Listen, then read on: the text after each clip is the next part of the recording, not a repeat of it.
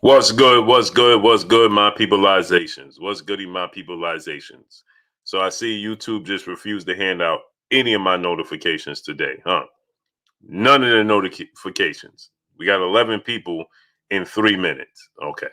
Jafari Caesar, Vinny Vincent, Chris Garcia, USA Boxing Fan 79 UK. What's going on, great brother? Emmanuel Pettigrew, Big Lakeshore. What's going on? Yeah, they're handing out no notifications. None. Zero. Horrible, man. Horrible. Anyway, uh, yeah, 8 people. We got 8 people. Tim Allen, Nato the Great. What's going on with you? It's horrible, man. Full of hunger boxing, my brother. What's going on with you? So anyway, you got Jake Paul dominating the sport of boxing. Reported to do. That was a very, very quick report, right? 1.4 million views, pay-per-views, right? No, Big Lakeshore. Yeah, man. This is. Come on, man. We got 13 people here. 5 minutes and 13 people. Come on, that's not even realistic. It's not even realistic. Come on, man. So anyway, that was a very, very quick turnaround. They're saying that they did 1.4 million views. Triller have Antoine Reed. What's going on? Triller has this very, very quick system where they're able to put out the amount of numbers that they have. I don't know if it's legit, but we saw Mike Tyson, Roy Jones, right? They put the numbers out immediately. Mike Tyson, Roy Jones. We knew immediately following it what the pay-per-view numbers was. I don't know if it's official numbers or it's roundabout numbers or anything of that nature. I don't know how it's tallied up, but it amazes me, right? S Screen McGee, my brother, what's going on? Erskine McGee, what's going on? Yeah, look at this, man. It's comical. It's comical, man. I ain't never have under 20 people when I first started. How I get 20 people with 100,000 subscribers? Come on, man. So anyway, uh, I don't know what their system is and how they work, but to be able to have these numbers within 48 hours is really, really, really, really magnificent to say the least. I don't know how that works, but you know, I see a lot of boxers. They don't like what Jake Paul is doing. They don't like what Logan Paul is doing. Chase the Coin, what's going on with you, great brother? They don't like what Logan Paul's doing. They don't like Madison Griffin. What's going on? My brother, CB Sports TV, Carl Burrell, DP Rocker, what's going on with you? Uh, uh, you know, uh, they have, they have been reporting their numbers very, very quickly, right? The Mike Tyson, Roy Jones, as I said, right? They reported that immediately. The numbers that it did, close to 2 million pay-per-view buys. Okay, Kenny, Adrian Vett, what's going on with you?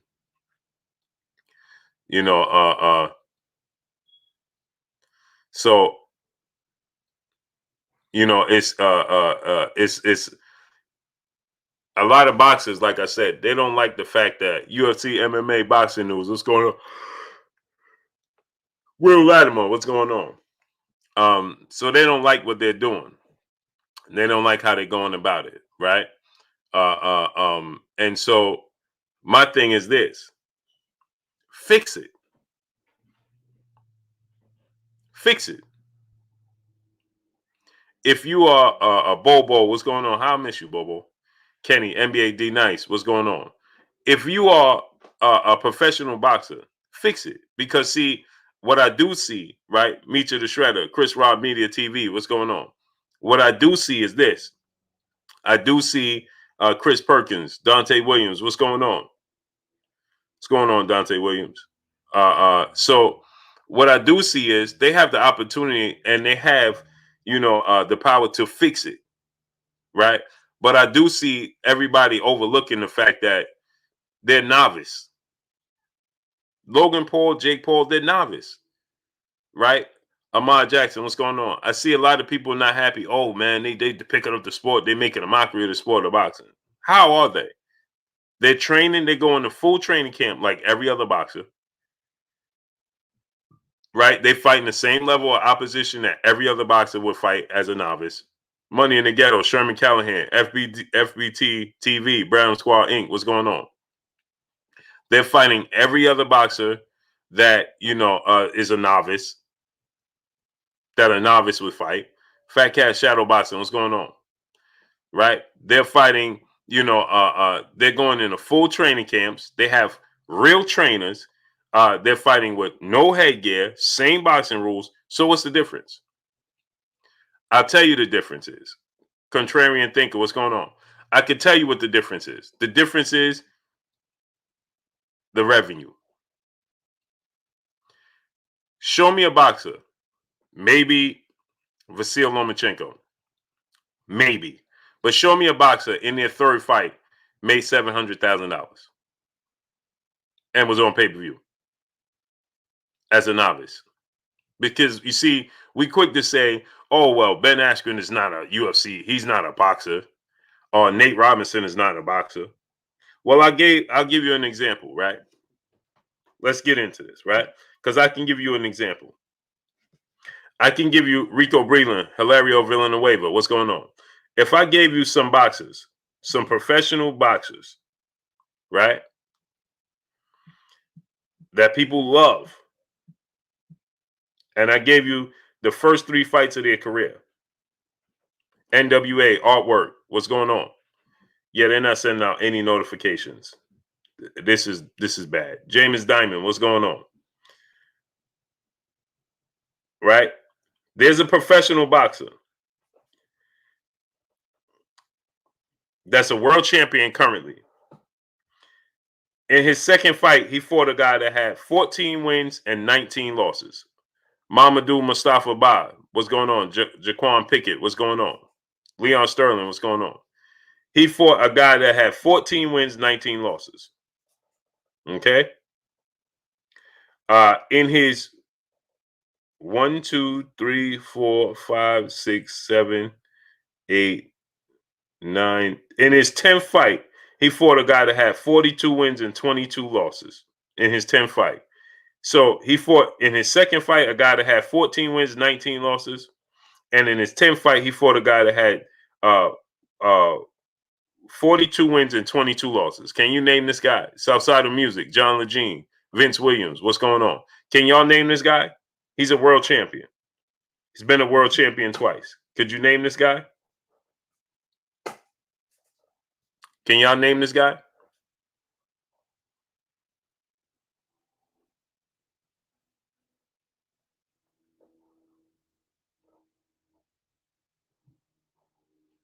Yeah, UFC, MMA, boxing news. Yeah, they clearly not sending out my notification. Clearly, it took us 8 minutes to get 10 people. Come on, Anthony Joshua, Money in the Ghetto. Anthony Joshua. Anthony Joshua. Okay, now let's just look at Canelo Alvarez and what he did. Right? Let me show you. Let's go to the videotape. Mailman Mike, my brother in Super Chat, he says, "Salute, King, and many blessings to you. Appreciate you, great brother. King Ish, what's going on? Let me show y'all something. Canelo Alvarez.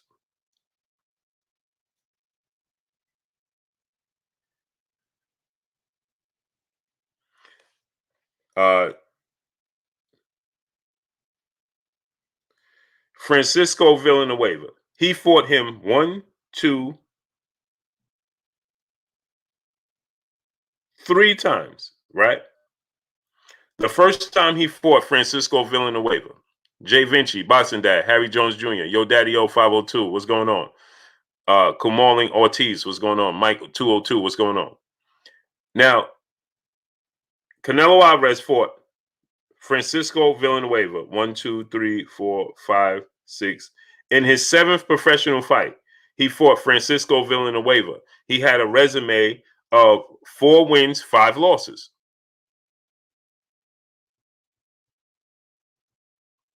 Yeah, Hilario Villanueva. I would agree with that because it's not what we used to, but it's their platform. Now, look at this, right? In his 7th fight, Canelo Alvarez, he fought Francisco Villanueva, Taylor for Wealth, Boxing Greats, NO Vital Sports. My brother, what's going on with y'all? In his 7th professional fight, he fought Francisco Villanueva. 4 wins, 5 losses. He had a total of 9 fights, 4 wins, 5 losses. Okay, that was his 7th fight. Then 1, 2, 3. In his 17th fight, Canelo Alvarez, guess who he fought? One Francisco Villanueva. Guess how many wins he picked up since he fought him 10 fights ago? You know how many wins he picked up? 0. But you know how many losses he picked up? 9 losses and 2 draws. Canelo Alvarez, Melvin Harris, Southern T Boxing. What's going on, great brother? FYF Sports Debates. What's going on? Ronnie Lewis. What's going on? Canelo Alvarez, in his 17th fight, in his 7th fight, he fought Francisco Villanueva. He had 4 wins, 5 losses. He fought him again in his 17th fight. He had 4 wins and 14 losses and 2 draws now. Right? He beat him by TKO. Now, he beat him both times, right? TKO. Then guess what he did? In his 20th fight, guess who he fought again? Francisco Villanueva. Guess what his resume was? Guess how many wins Francisco Villanueva picked up since then? Luis Rivera, Makai Willis, what's going on? Guess how many wins he picked up by then? So by the time Canelo fought Francisco Villanueva 3 times, the dude picked up 1 win. 1 win. Now he's 5 wins, and guess what he did? He picked up a few more losses, 2 more losses, and another draw. 2 more losses and another draw. And Canelo Alvarez fought this guy in his 20th fight. He fought this guy 3 different times, and he had already previously knocked him out twice. But he fought him again in his 20th fight. He fought him in his 7th fight, his 17th fight, and then in his 20th fight. 3 times. I'll say it again. In his 7th fight as a professional, in his 17th fight as a professional, and his 20th fight as a professional, he fought this man 3 times. And the dude in that span, the dude only had 1 win. Devin Blocker, what's going on? David the Real Thomas, what's going on? In that span, the dude had 1 win. Pablo Saint-Chion, what's going on? So do you think, Godhead Lux, what's going on? Calvin Johnson, what's going on? Do you think that Jake Paul could beat this man?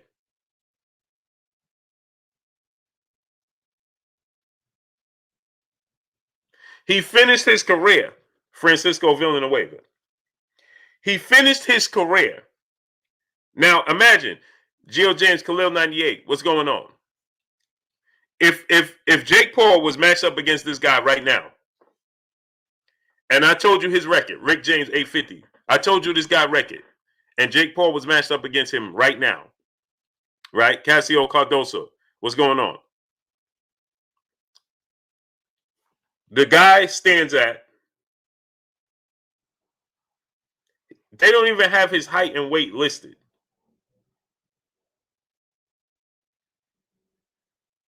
They don't even have this guy's height and weight listed. Hilario Villanueva said Jake Paul is not a real boxer. Why isn't he? Paradise Found, what's going on? Armani LaSalle, what's going on? Johnny Q, what's going on? Why isn't he a real boxer? What makes him not a real boxer? Because he's already a multimillionaire? Because he's already a multimillionaire, that makes him not a real boxer. Is that what happened? Salute to my brother Carolina Ryder in the building. Will be on the show today at 6 p.m. Salute to my brother Carolina Ryder in the super chat, dropping that hundo on us in the super chat. He says salute. Salute to you, great brother. I'll be sending you the link at 6 p.m. East Coast time. Hilario Villanueva said, because he doesn't real boxers. You said he doesn't real boxers. You mean he doesn't fight real boxers? Is Francisco Villanueva a real boxer? I'll wait. Calvin Johnson, what's going on? Amir Rogers, what's going on? Quincy Carter, my brother in the super chat. He said, Blue, how much you think Triller is willing to pay Adrian Regis for their fight? Oh, they're going to pay him big money, bro. I'm expecting them to dish out $20 million. Now, how they divvy up that $20 million, Quincy Carter, that's on them. But I'm expecting them to dish out $20 million. Carwin Thomas, what's going on? Yes, sir, Carolina. I'm going to send you the link at 6 p.m. Esco 2 times, what's going on? Casual observer, salute. So you said no, but Canelo Alvarez is a four-division world champion. He fought Francisco Villanueva not once, not twice, but 3 times in 20 fights. He was a professional and had 20 fights. And in that 20 fights, he fought Francisco Villanueva 3 times. And this is a guy that many people consider the face of boxing, the cash cow, and the pound-for-pound king. Casual observer, what's going on? Jose Diaz, what's going on? Jay Walker, Rick James, 850, what's going on? So how can we consider Canelo a real boxer? This is how he built up to be a real boxer. So why Jake Paul, who's a novice, he only had 3 fights? Why are we so quick to say he's not a boxer? Dario Colby, what's going on? Why are we quick to say he's not a boxer? He's a novice. Why? Because you know he's a multi-millionaire? Because you know he built his brand via YouTube? However he built his brand, doing skits and doing comedy and doing acts and whatever he did, so that makes him not a real boxer? Sherman Callahan, what's going on? How does that make him not a real boxer? Robert Singleton, what's going on? Why is he not a real boxer? Boxing Greats, what's going on? He said, just Saray, Blue. So, why? Oh, you switch your account? Okay. Mr. White Shoes, what's going on? You got a wrench, though, right? Saray. So why is he not considered a real boxer? But Canelo Alvarez is. Jamil Allen, a.k.a. Jelly Bean, what's going on? When Canelo Alvarez had 3 fights, he was still fighting guys like this. He's a novice. Oakland man, what's going on?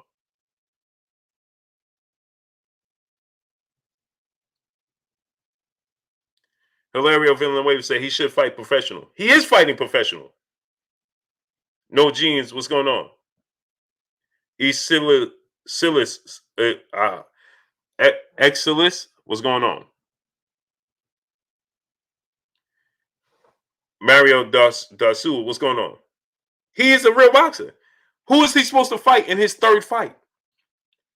Okay. Who is Devin Haney's opponent in his 3rd fight? Don't Google it. Who was Devin Haney's opponent in his 3rd fight? Who was Shakur Stevenson opponent in his 3rd fight? Who was Teofimo Lopez opponent in his 3rd fight? Who was Vasil Lomachenko? Who was Gervonta Tank Davis opponent in his 3rd fight? These are considered the 4 crop of sport of boxing. Who was their opponents in their 3rd fight? Don't Google. So enough, Peter, my brother in the super chat. Just got here, but great title. Appreciate you, King. Salute to you in the super chat. My brother, So enough, Peter in the super chat. Who was their fighter? BZPG, my brother, what's going on? In the super chat, he said, what's up, Blue? Jake Paul showing another path other boxers need to wake up and stop. Exactly my point. Tiana Scott, peace and blessings, Queen. They need to pick up instead of Mo Fowler. What's going on? So who do they fight in their 3rd fight? Fight High 89. CX Louis. What's going on? Mr. White Shoes, my brother in the super chat, dropping that half a dub on your boy Blue in the super chat. The Rated Scholar, what's going on? Salute to my brother, Mr. White Shoes. Who would they fight? Kyler Gordon, what's going on? Who would they fight in their 3rd fight? We have a new 4 horsemen in the sport of boxing. Pull counter boxing, what's going on? We have a new 4 horsemen within the sport of boxing. Revolutionary News, what's going on? Raphael Harmon, what's going on? Stephen Young, my brother. Dark Truth 2. Brian Corbett, Charlie J, what's going on? We have a new version of 4 horsemen. We got Teofimo Lopez, Ryan Garcia, Gervonta Tank Davis, Devin Haney, and Shakur Stevenson, and Christopher Colbert. and O'Shaquie Foster. Wendell Auguste, Chris X, what's going on? I just named you 7. P. Newell, my brother, what's good? I just named you 7 guys. Out of those 7 guys, Johnny Clock, what's going on? Out of those 7 guys, somebody in order, Kenneth West, Ching Daniel, what's going on? Without Googling, who did they fight in their third fight? DeJuan Roberts, what's going on? Who did they fight in their third fight? We got 430 people. We should have 430 likes. Yusuf Jafar, what's going on? TP Corleone's Funk Zone, my brother in Super Chat. Jake Paul is hungrier than some of these ducking champs. This is a fact. Chivo Denk, what's going on? He's back in training right now. But we quick to say he ain't a real boxer. He's training again right now. This is the difference. You know who he's fighting as a novice. And because you know and identify who he's fighting as a novice, then you don't want to acknowledge him as a real boxer. Mailman Mike, my brother in the Super Chat, he said, you think they are upset that he is headlining pay-per-view in his third fight? Pay attention. He is just capitalizing on his potential and showing a new path. This is a fact. Okay? This is why a lot of people, I'm going to give you, Mailman Mike, I'm going to give y'all an example. This is why people didn't like Vasil Lomachenko. My brother, O'Shaquie Foster. Salute to my brother, O'Shaquie Foster, right? My brother O'Shaquie Foster. O'Shaquie, I just brought you up, right? I just mentioned you. The SS family, what's going on, King? Patrick, what's going on? I just mentioned my brother O'Shaquie Foster. Salute to my brother O'Shaquie Foster, right? O'Shaquie Foster is one of the best young boxers out here, right? That we have in the sport. At some point in time, he had to be a novice in the sport of boxing. He is no longer a novice. True Blue 45, what's going on? We wouldn't expect O'Shaquie Foster to fight Ben Askren, right? Cade Maru, what's going on? We wouldn't expect O'Shaquie Foster at this level where he's at to fight a guy like Nate Robinson. Nor would the sanctioning bodies approve of it. Why? Because look where he's at in his career. Now the sport is already dangerous enough. So if you put a novice in a ring with O'Shaquie Foster, the outcome is not going to be good. The body won, what's going on? Yaakov one white, my brother, what's going on? The outcome is not going to be good. So at this level where he's at, T215, what's going on? At this level where he's at, yeah, we expect him to fight Tank Davis. We expect him to fight Devin Haney. We expect him to fight Shakur Stevenson. Why? Because they're on the same level. Burgess Meredith, what's going on? My brother Bish, B Megastar, what's going on? Right? O'Shaquie Foster is on a completely different level than everybody else. So if you come into so this is what I don't understand. Will Smith, what's going on? Adi Oyedello, what's going on? This is what I don't understand, right? Is that if I decided today to become a professional boxer, all the followers, with everybody to support me and all the family here, right? If I said I'm going to commit myself and I said, my brother O'Shaquie Foster's here, I'm going to say, hey, O'Shaquie, I'm going to train with you. You could teach me and I'm going to take it serious. I'm going to do whatever you tell me to do from here on out. Everybody would applaud me at 40 plus years of age for following my dream. I tell you guys all the time, I wish I would have went the route of boxing. I tell my wife this all the time. She'd be like, oh, it is what it is. You chose the path.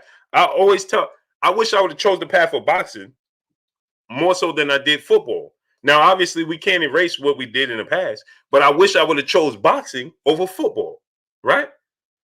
Because boxing is just as much as a passion and love for mine as football was. So I wish I would have chose that path to try and be a professional. But I went the route of football. But if today's time, I told you guys, right, that this is my, Darren Jennings, what's going on? That this is my love. This is my passion, boxing, as you guys know. And okay, I'm going to link up with O'Shaquie Foster. I'm going to follow whatever he's telling me to do. I'm going to eat how, I'm going to train with him. I'm going to do everything he tells me to do because I just want to make my debut. I just want to have a few professional boxing matches. I will be applauded. Elite Pro, what's going on? I would be applauded, right? Everybody would applaud me. Gold Standard, what's going on? But nobody wants to applaud Logan Paul and Jake Paul. You know why? Because we're watching high-class novice. I'm going to say it again. You're watching a high-class novice because they're already multimillionaires, and we already seen their personalities via social media. Let me say it again.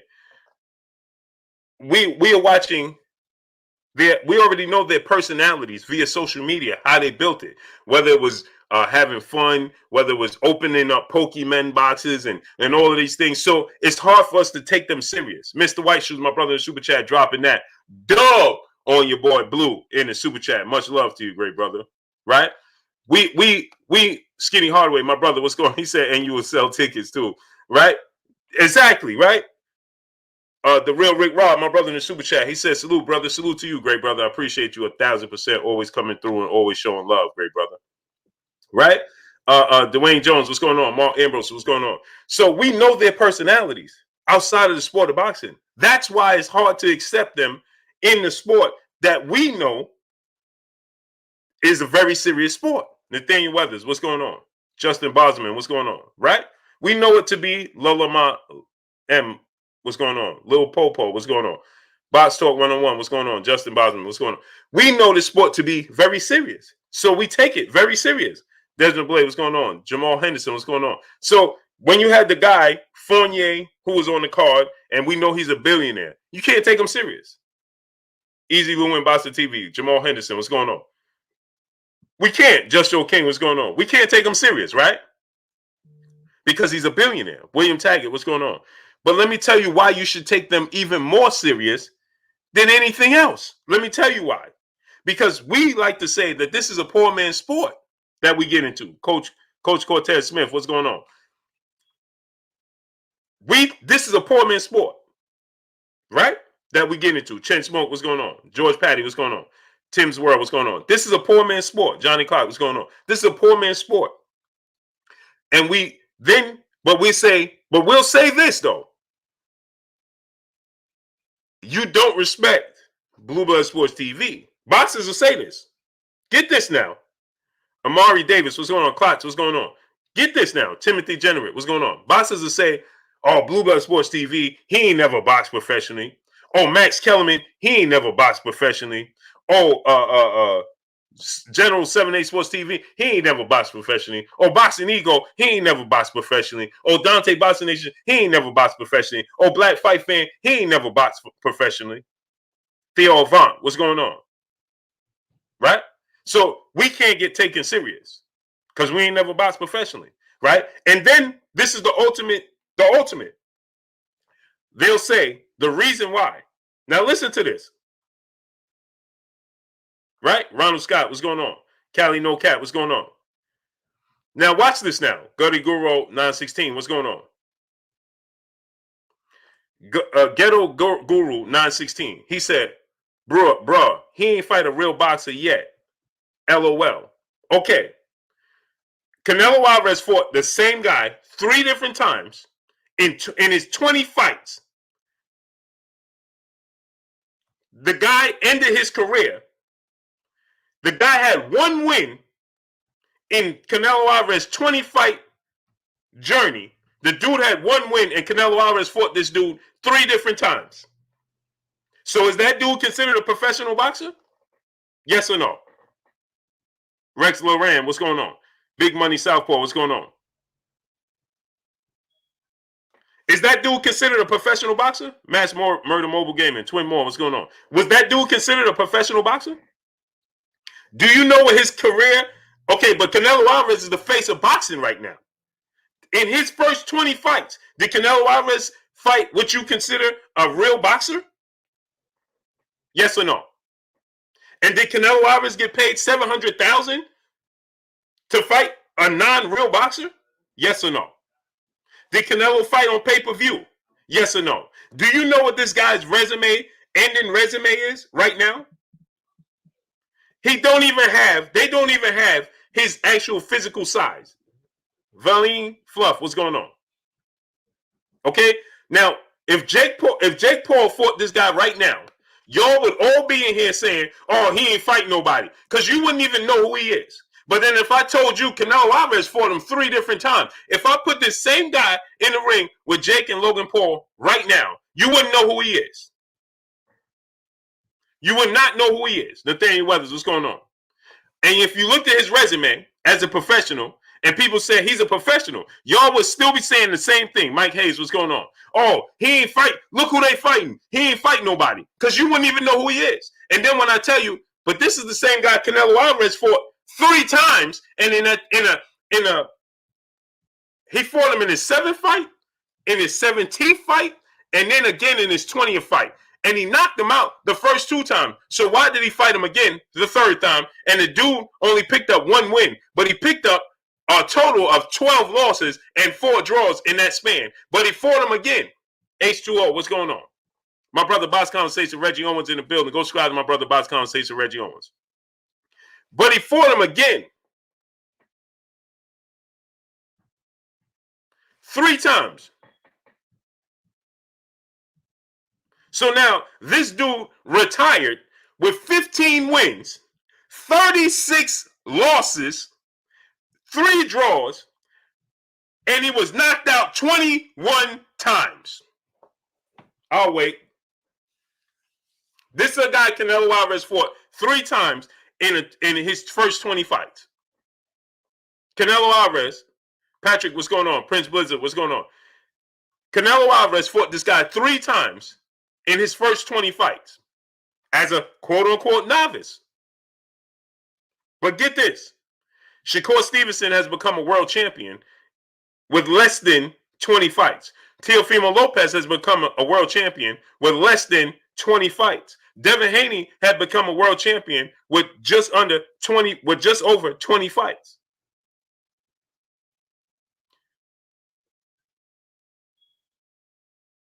But in 20 fights, Canelo Alvarez, who is considered the face of the sport of boxing, William Sebastian, what's going on? He says he was 17. What does that have to do with it? What does age have to do with it? Because see, this is where y'all see Elliot Burgess, what's going on? Instead, y'all need to learn something instead of talking. Learn something. Because William Sebastian said he was only 17. Okay, when Vasyl Lomachenko had his 3rd fight, how old was he? I'll wait. How old was Vasyl Lomachenko when he had his 3rd fight?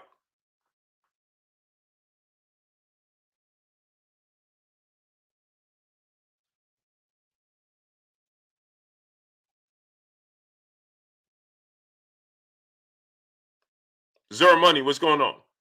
So the point is, Vasyl Lomachenko was 27 years old.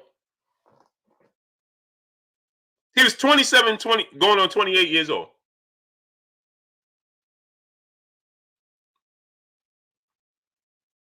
So what does that have to do with it? It's just the trajectory of everybody's career is different. Period. The point is everybody's career is different. So we're quick to say because Logan Paul and Jake Paul, they took the route of building their brand outside the sport of boxing first before they got into the sport of boxing. So you can't accept it because of who they are outside the sport.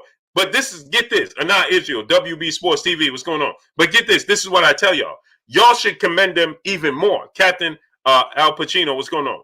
Because guess what? They're putting it all on the line and they have everything to lose. Because guess what? A professional boxer would tell you right now, my brother Oshaki Force is here. They would tell you right now, and there's plenty that listening, they won't tap in though. But they'll say to you, I respect anybody that stepped through those ropes and put it on the line. Do they not say that? Tim Z, what's going on? Did they not say New Jersey, what's going on? I respect any guy that put those gloves on and stepped through the ropes. Win, lose, or draw. Tip top, what's going on? Win, lose, or draw. They'll tell you if you never stepped through the ropes. Like myself, as a professional. Oh, he ain't never stepped through the ropes. I respect anybody that stepped through the ropes. Okay, so they're stepping through the ropes and putting it online, but we don't respect them, and they have everything to lose. A famous saying by Marvin Hagler is, it's very difficult. Marvin Hagler made this famous. It's very difficult to get up out of silk sheets in your warm bed in your mansion with your millions of dollars and go put in the work and run miles and go to the boxing gym. Well, they multi-millionaires. And you had the guy, Fournier, who's a billionaire.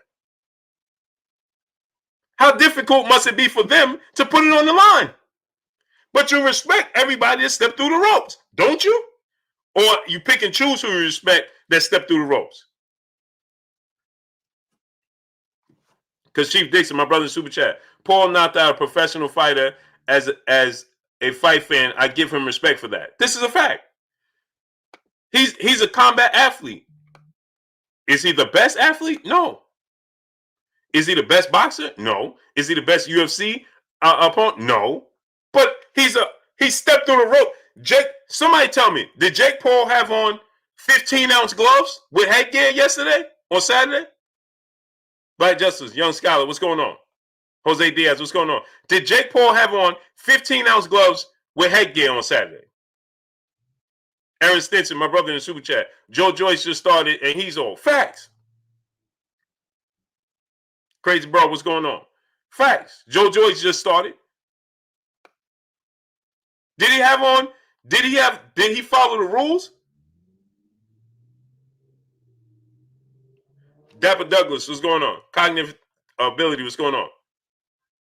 So let me ask you a question. Did Jake Paul follow boxing rules on Saturday?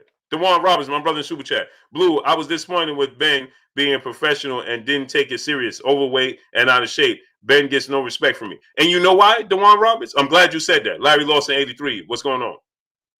Albert Doherty, what's going on? I'm glad you said that. You know why? Because Ben had the same outlook of many fans that look at Jake Paul, Logan Paul, and everybody else that participate and say, oh, I can't respect them as this.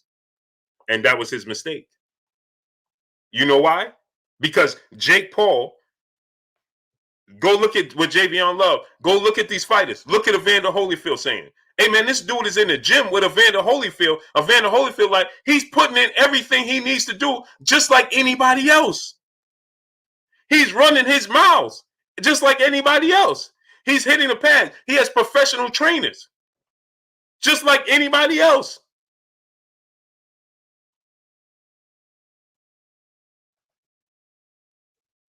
So instead of us looking at them, Dark Truth, what's going on? Instead of us looking at them in that manner, we should be looking at them and saying, hey, man, maybe they have something. Maybe they stumbled upon something. He who greets, what's going on? Deshaun Ram T, what's going on? Elijah Martinez, what's going on? Melvin Smith, what's going on? Maybe we should look at what they're doing and say, that's a blueprint we should follow. Guess what else they did? Eugene Aaron III, what's going on? Guess what else they did? They took their careers into their own hands. The Lanny man, what's going on? They took their career into their own hands. KO Better Biz, what's going on? We complain. So now get this. I saw this, right? And I don't comment on nothing on nobody's Twitter. But I saw Jamel Herring say, he responded to this, and he's like, oh, man, like it was a joke, this, and this, so on and so forth. And then Jamel Herring, he said, the problem is we don't get the best fighting the best. This is the same Jamel Herring that said he'll drop his belt not to fight Shakur Stevenson. He'll drop his belt not to fight Shakur Stevenson. But then he says the problem with boxing is the best not fighting the best. Classy Mac, David Scott III, Cedric Battles, what's going on? Ricky Samuel, what's going on? Austin Roberts, what's going on? Sylvester Solomon, 2011, Big Block, what's going on? You seeing 007, what's going on? The best not fight. What do you mean? So I said, bro, the boxing world want to see you fight Shakur Stevenson. Jay Hutz, what's going on? I'm confused. You would drop your belts not to fight Shakur Stevenson. I'm confused. Somebody help me understand. Jermaine B, my brother in the super chat. Have Bob or Bud made that announcement yet? No. And we going on 4 weeks. We going on 4 weeks. I'm confused. So I had to comment because I don't usually comment on this stuff. So I'm like, hey, bro, the boxing world want to see you fight Shakur Stevenson. Max Payne 1000, what's going on? In the super chat, he said, keep up the good work. Salute to you, great brother. I appreciate you 1000%. I'm like, bro, you know the boxing world want to see you fight Shakur Stevenson, right? Huh? Listen, I kid you. Listen, I'm not making this. Listen, y'all know I deal with facts. So I'm gonna show you unless I'm blocked. I'm gonna show you.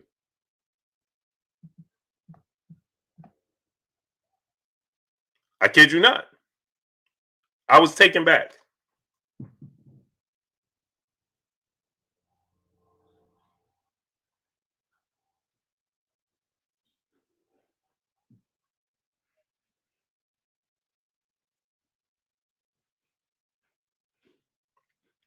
So I'm assuming that he's referring to me, right?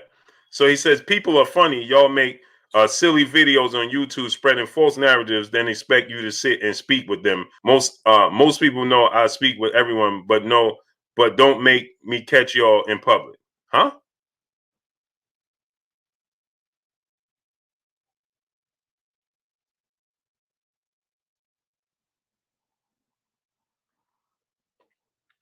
So this is where I was confused because he says people are upset with Jake Paul's hustle, but meanwhile in real boxing world we can't even get the best fight in the best,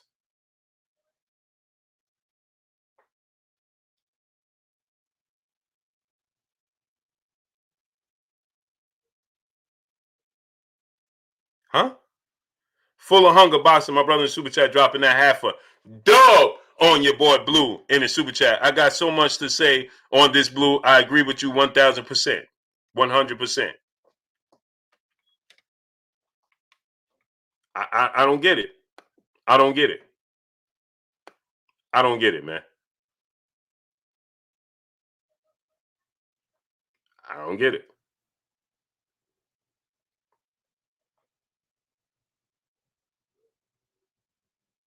Pat's Nation, what's going on?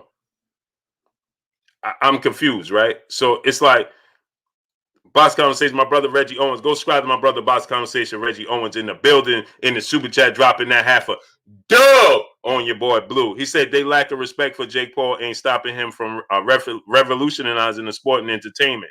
The boxer, the boxer on the card, Ivan Redcast, was the biggest joke on the card. Boxing has to adapt to change. Thank you, Reggie. I was going to get to that. I'm glad you said that.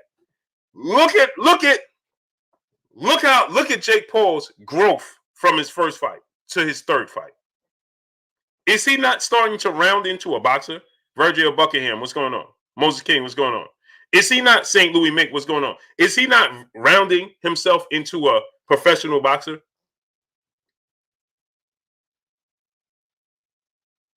Is he not rounding himself into a professional boxer? And then you look at Ivan Redcash and who he is for. He's a professional boxer, a journeyman that people will respect. That the boxing world, hey Reggie, did the boxing world start buzzing when Gervonta Tank Davis and Ivan Redcash had that sparring session and we saw Gervonta Tank Davis putting on the show? The boxing world was like, woo, look at Tank and Ivan Redcash. This dude got hit with a right hook to the body, pretended it was a low blow, started rolling around and needed the stretcher to take him off.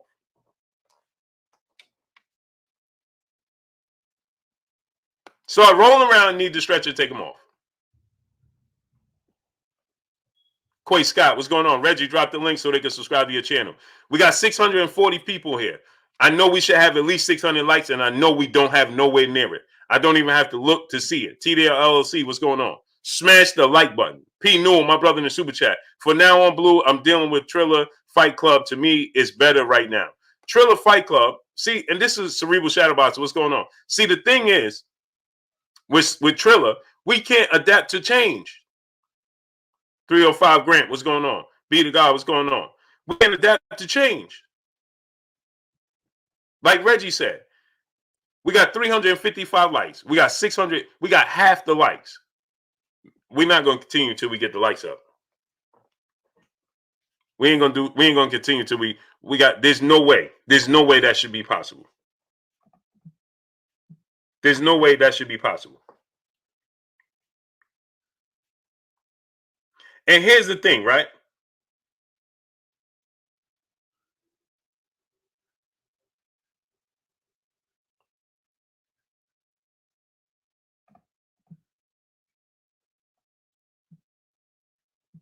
Get the likes up. This we should have at least 700 likes. Mr. G, what's going on? Get the likes up. Ronnie Lewis, what's going on? There's no way you got 650 people and we don't have. We should be at least 700 likes. 300? Come on, man.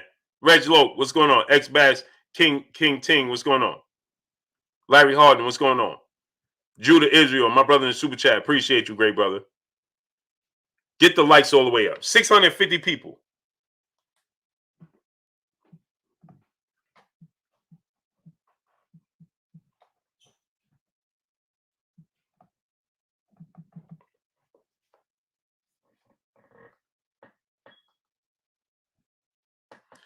My brother Oshaki Foster, he said, I sparred with Regis 3 times a week for this fight. Regis was ready to KO this dude for real, for real. And he did. They overturned it to TKO. It should have been just a straight up knockout. It should have been a straight up knockout. They changed it to a TKO. Music of Troy. Dr. Pablo said, Moya Sport, Moya Source, what's going on? Richard Lungo, what's going on? Quay Scott, what's going on? See, and people ask me, let me tell y'all something, right? People ask me, yo, Blue, why do you say that everybody's a star and a superstar in boxing? And I'm going to tell you why. Because they stepped through those ropes, December Winter. Enrique Millen, what's going on? Jordan Magg, Los Angeles Lakers, what's going on? Because they stepped through those ropes, and yes, they get paid handsomely. They get rewarded. Champion boy, what's going on? They get rewarded well, you know, for their services, right? But every time they step through the ropes, they put it all on the line for our entertainment. So that's why I say now there's levels: star, superstar, icons, and legends, and whatever may have you. But if you step through those boxing ropes with 8-ounce gloves, have you ever seen Mr. Pac-Man 216? What's going on? Have y'all ever seen how small the gloves look in person when they're actually in the ring? You ever see how small heavyweights' gloves look when they're actually in the ring?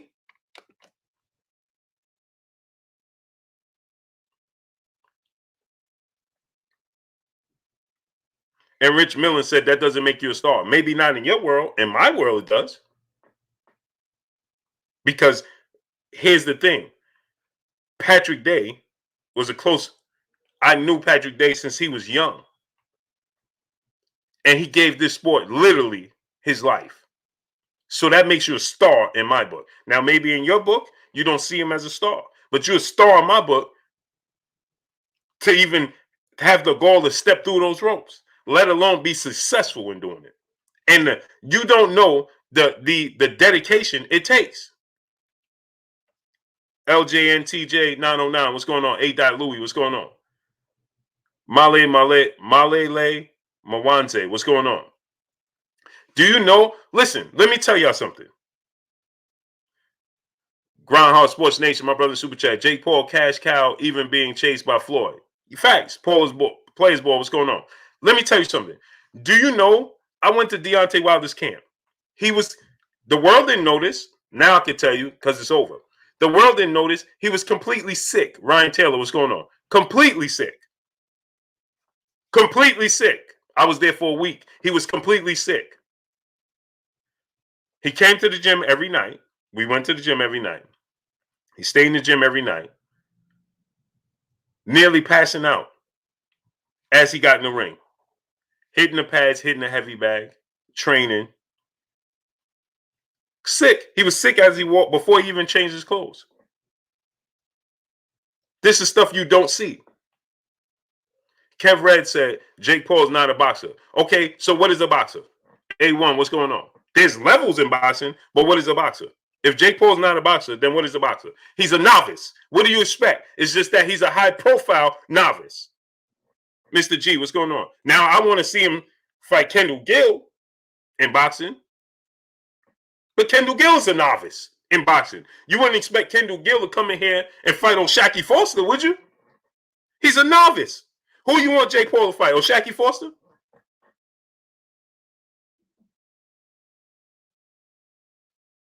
No, there's levels. O'Shaquie Foster is up here. Shakur Stevenson, O'Shaquie Foster, Devin Haney, Teofimo Lopez, Ryan Garcia. They're up here.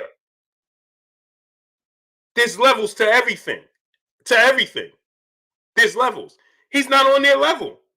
So respect what he's doing on his level. Because he's just happened to fight guys that you are familiar with, like Nate Robinson.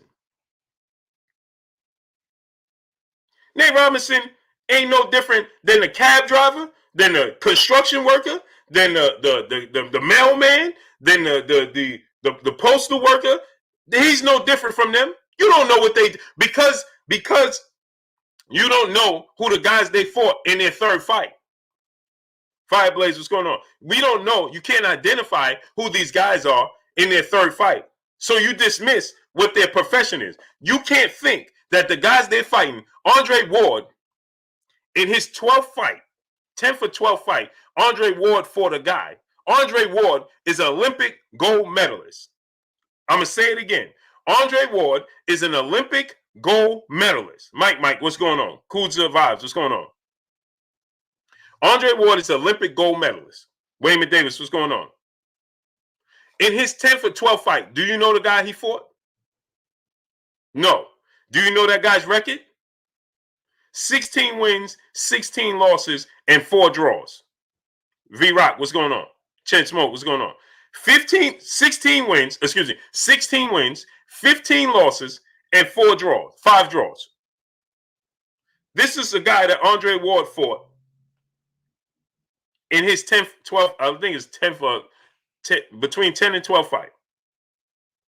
This is an Olympic gold medalist that is a blue chip prospect, went on to not lose anymore, is a Hall of Famer, is a former pound for pound king, retired undefeated, the best boxer one of the best boxers, if not the best boxer of his time. Derek Williams, what's going on? And this is who he fought in his 10th fight. You couldn't name that guy. You don't know what that guy did for a living. The difference is you know what Nate Robinson did for a living. You don't know if that guy was going to the gym or not. The guy that Andre Ward fought in his 10th fight, you don't know if this guy was going to the boxing gym or not, if he was truly giving it the sport what he had. You don't know none of that.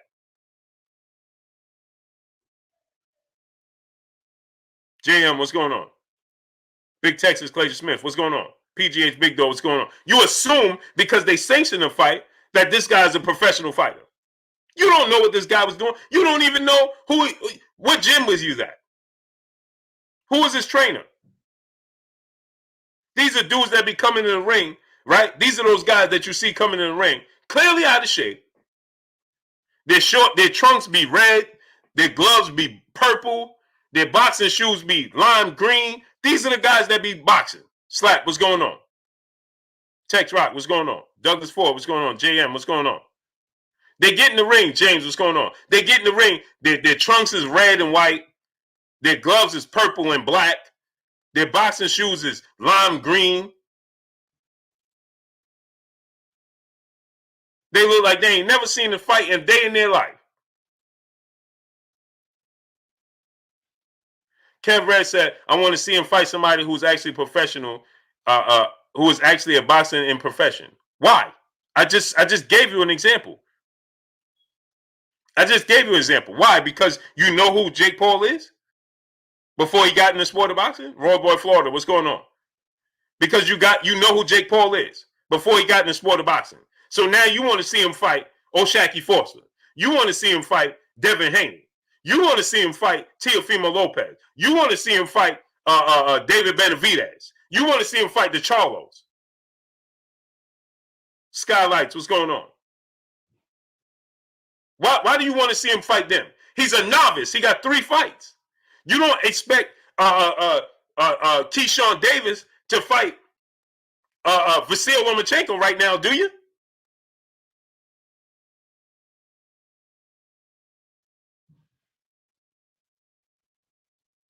You want to see Keyshawn Davis fight Vasil Lomachenko right now? Or Keyshawn Davis fight Teofimo Lopez right now? You wouldn't call for that right now, would you? Do you want to see Keyshawn Davis fight O'Shaquie Foster right now? You want to see Keyshawn Davis fight? No, you don't call for that right now. You just want to see him lose because you know he's already a multi-millionaire and he's a YouTube personality.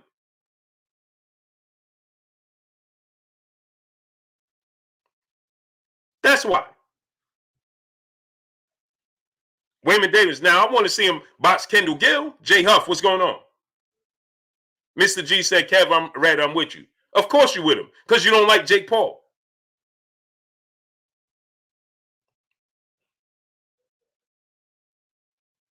Because you don't like Jake Paul. That's why you want to see him fight him.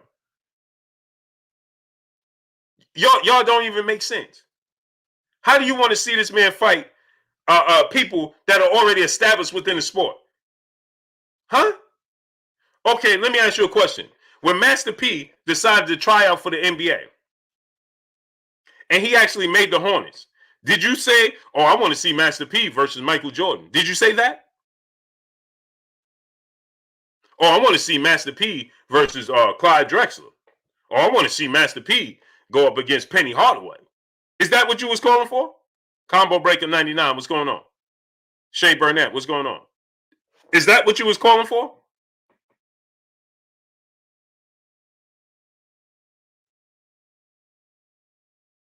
Was that what you was calling for? You wasn't calling for that, right? TJ Sports All Topics, what's going on? Or Saw M. Kai, what's going on? So why would you call for it now? Demetrius Bright, what's going on? Why would you call for it now? You know why? Because Jake Paul is making huge sums of money. Because Jake Paul is already a multi-millionaire, right? Because you can't respect his growth. You can't give him time to grow because he's already accomplished outside of the sport of boxing. So because he's accomplished and he's already established outside of the sport of boxing, and he's a boxing personality outside of the sport, then you can't, I can't consider him a boxer. But you'll watch you'll watch Keyshawn Davis and you'll say he's a professional boxer with 2 fights. Would you not say he's a professional boxer? Big Snack Pack, what's going on? If somebody made their debut, would you say, hey, put him in the ring with Devin Haney right now? Why would you do such a thing? If a professional boxer came out the Olympics right now, would you tell him to get in the ring with Devin Haney? Yes or no?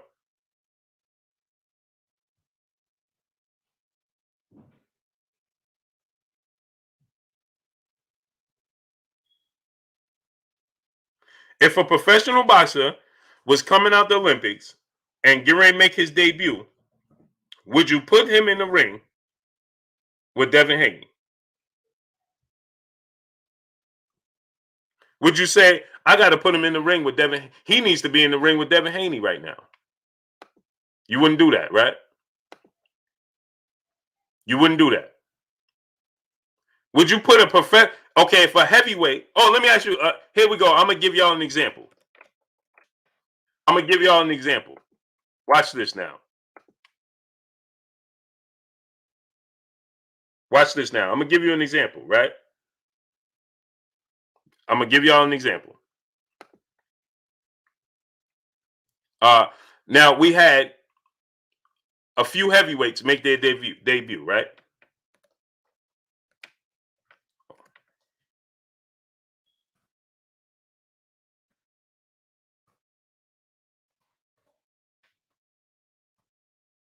Right? We had a few heavyweights make their debut.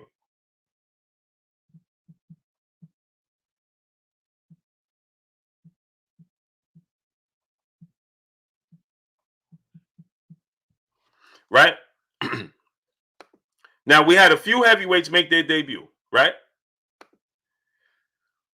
My brother on the mic with Terrence Bailey Sr. Go subscribe to my brother on the mic with Terrence Bailey Sr. Justin Hawkins, what's going on? Kerwin Thomas, what's going on? Marcus Daly, Angel Perez, what's going on? Salute to my brother Don Ron in the super chat. He said, Blue, they just don't like him. Like us, the dislikes are just gonna dislike. Yep, this is a fact. Salute to my brother in the super chat, my brother Don Ron. What is this right here, man?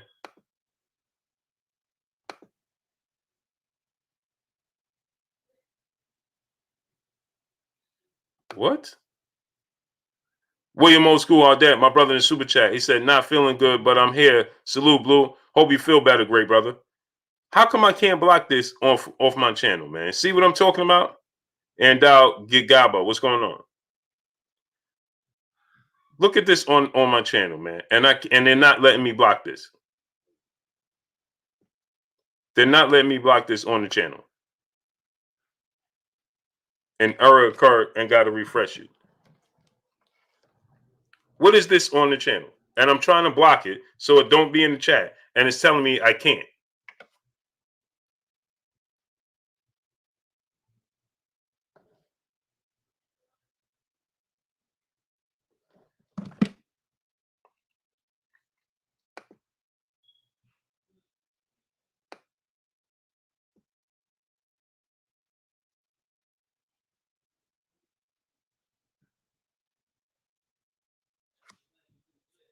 Oh, okay.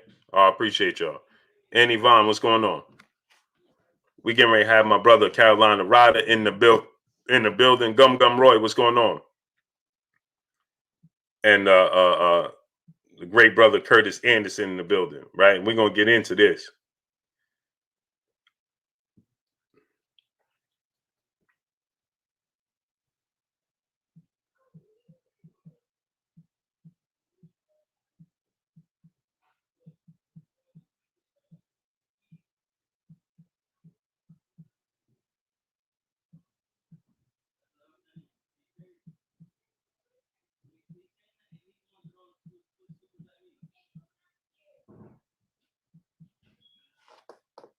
So MPWTF, what's going on? So so now let me ask you a question, right? We had Big Baby Anderson make his heavyweight debut, right? That's me. What's going on? David the Real Thomas, what's going on? Yeah, smash the like button. I'm asking y'all a question.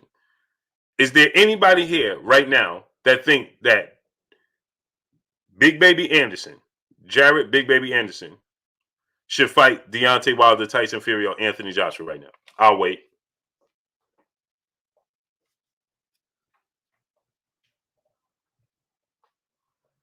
Nupe, what's going on? Is there anybody here? Jay Lynn, peace of blessings, Queen. How you doing? Is there anybody here that think that his next fight, Jared Big Baby Anderson, his next fight should be against Deontay Wilder, Tyson Fury, Anthony Joshua, or even Dillian White, or Alexander Usyk? Justin Hawkins, what's going on? Cal 27, what's going on? Anybody?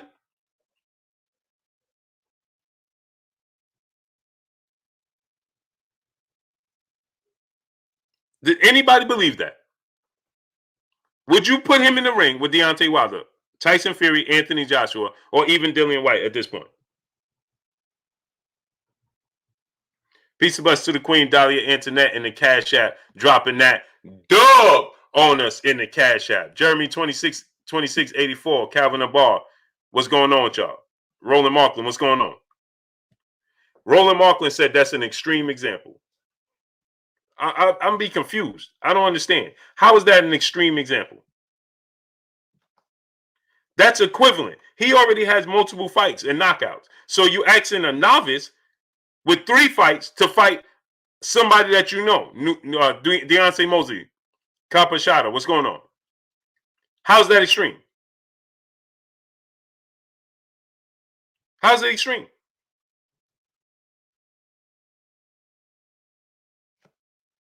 Explain to me how it's extreme. Papa 147 2008. What's going on? So who you want to see him fight? Otis Harris Sr., what's going on? So what's a good fight for Jake Paul? Go ahead, I'll wait. With 3 fights, just taking up the sport seriously with 3 fights, who would be somebody that he should fight right now? Chantel Hill, my brother Keon, Everything Boxing and Sports. Go subscribe to my brother Keon, Everything Boxing and Sports. Mr. Shelton, what's going on? Loving Down Gaither, Chantel Hill, what's going on? Who do you want to see him fight then? Who should he fight? I'll wait. I'm asking y'all. That's me. That's what I want to see, Kendall Gill. I want to see him fight Kendall Gill, but no, they saying that they want to. Kendall Gill is a novice as well. Kendall Gill, bring up Rain. What's going on? Kendall Gill, Tommy Fury is already somewhat established in the sport of boxing. Is he not? Jose Juarez said a real fighter. What's a real fighter? Mo City, Texas 1. What's going on? What's a real fighter? Shallow 23. Renee Bashion, my brother, what's going on? Go subscribe to my brother, Renee Bashion. Renee dropped the link. What is a real fighter? Somebody tell me what's a real fighter. I just told y'all. Canelo Alvarez fought a guy 3 times in his first 20 fights, and the dude had 1 win. So what is a real fighter? Terrence Trent, what's going on? TR, what's going on? My name 0316, what's going on? What is a real fight? I told you guys, Canelo Alvarez fought a guy 3 times in his first 20 fights. Why would he? Y'all want him to fight a guy that's already accomplished in his first 4 fights?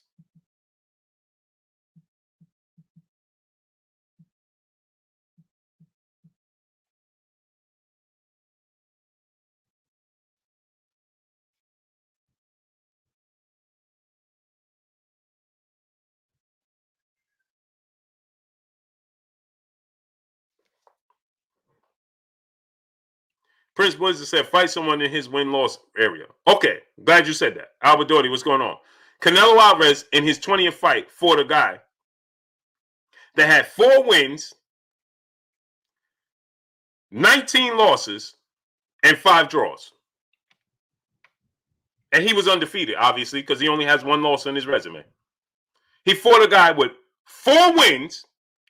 This is the 3rd time he's fighting a guy. He knocked him out twice. He fought a guy with 4 wins, 20 losses, and 4 draws. And this is somebody he contributed to beating because he beat him twice already.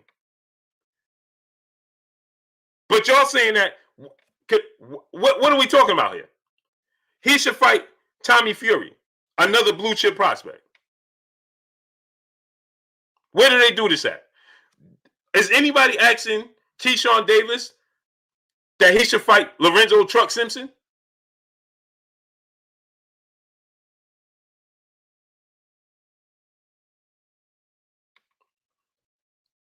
My brother, the General, in the building in the super chat, dropping that half a dub on your boy Blue in the super chat. He says, salute Blue, be on the lookout for with wrenches changing their name to mine and causing mischief. We just caught them on BFTV channel doing it. Oh, man. Man, dudes be having too much free time, man. Too much free time, man. Too much free time. I got you, General. Cerebral Shadowboxer, my brother in the super chat, dropping that half a dub on your boy Blue in the super chat. He said, Blue, supporting the grind, smash that like button. Appreciate you, great brother. Cerebral Shadowboxer, always coming through, starting up and showing your boy Blue love. Dewan Roberts, my brother in the super chat. If y'all give AJ credit for beating Andy, then give Jake his credit. Andy and Ben disrespect the sport. Be mad at them. This is a fact. This is a fact. Right? Andy Ruiz said that he was 300 pounds for the Anthony Joshua rematch. Did he take the sport of boxing serious?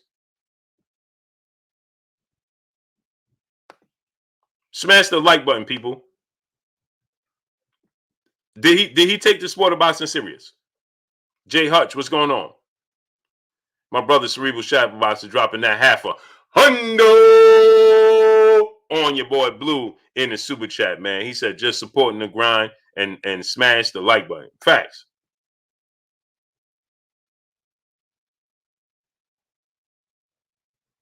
Spider Murphy, what's going on? Did Andy Ruiz take the sport of boxing serious? Is that not the ultimate mockery of the sport of boxing? Because he was a world champion.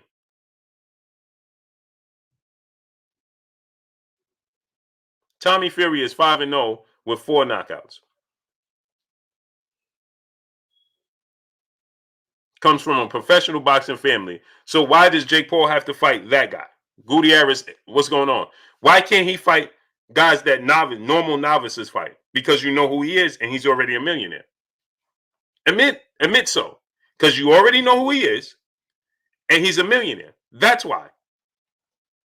If you didn't know who he was, you know how many guys that are novice that you have no clue who they are right now?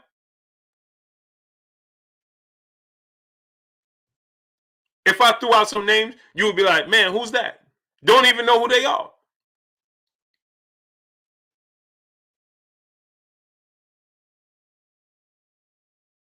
DMX Earl Simmons, are you a fight YouTuber? Nah. CM Perkins, what's going on? I just give my thoughts on the sport I love.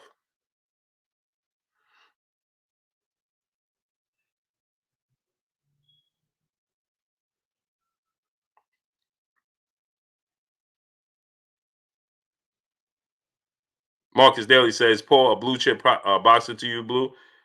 He's a blue chip prospect. You know why? Because he's given the sport everything he has.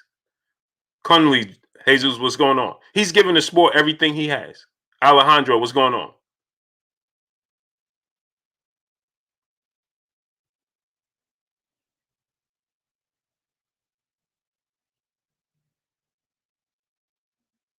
Right, because he's already a multi-millionaire, and because he's making 700,000.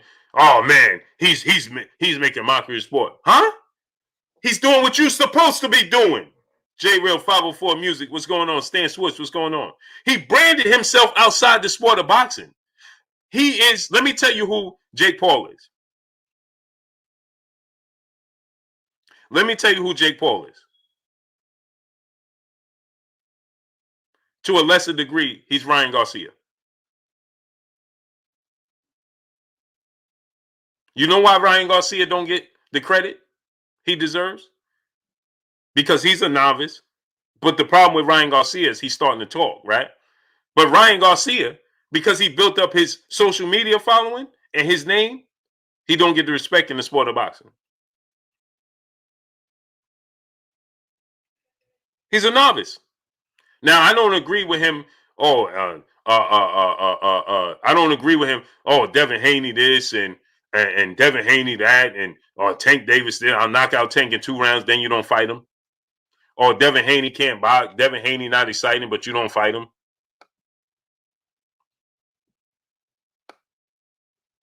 What's the difference between Jake Paul and Ryan Garcia? Jake Paul just stepped up. Tay Brown, peace of blessings, Queen. Jake Paul just stepped up his competition. Excuse me. Ryan Garcia just stepped up in his competition. Let's look at Ryan Garcia's resume, shall we? Let's go to the videotape. Let's go to the videotape. Fly Guy Indy, my brother in the super chat, dropping that half a dub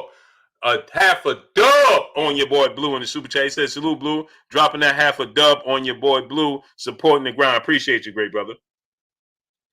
Now, obviously, Ryan Garcia grew up in the sport of boxing. So there's a Talib Cunningham. What's going on? Obviously, Ryan Garcia, he grew up in the sport of boxing, right? He grew up in the sport. Christopher West, what's going on? He grew up in the sport of boxing. So obviously, his skill set is a lot more crafted and he's athletically gifted than Jake Paul, right? He grew up in the sport. Ryan Garcia, in his third fight, do you know who he fought? In Ryan Garcia's first fight, get this now. Ryan Garcia's first fight, do you know who he fought? Does anybody know who he fought? What was the guy's resume? I'll help you out. The dude had no fights. So what was the difference between the guy Ryan Garcia fought in his debut and Jake Paul boxing Askren or Ben Askren or Nate Robinson? What was the difference? Would you say Ryan Garcia wasn't a professional boxer? Rampage Jackson, what's going on?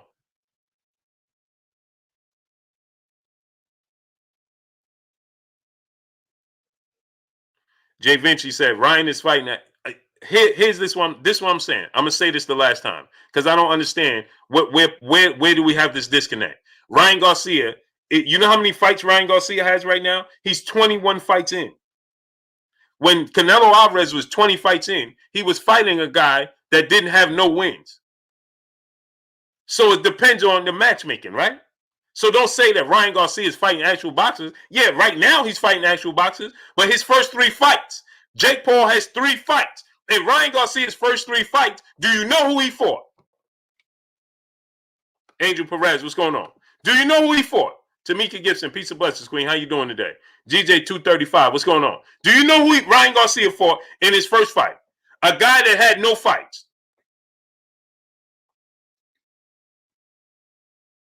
Ryan Garcia fought his first fight, a guy making his debut just like he was making his.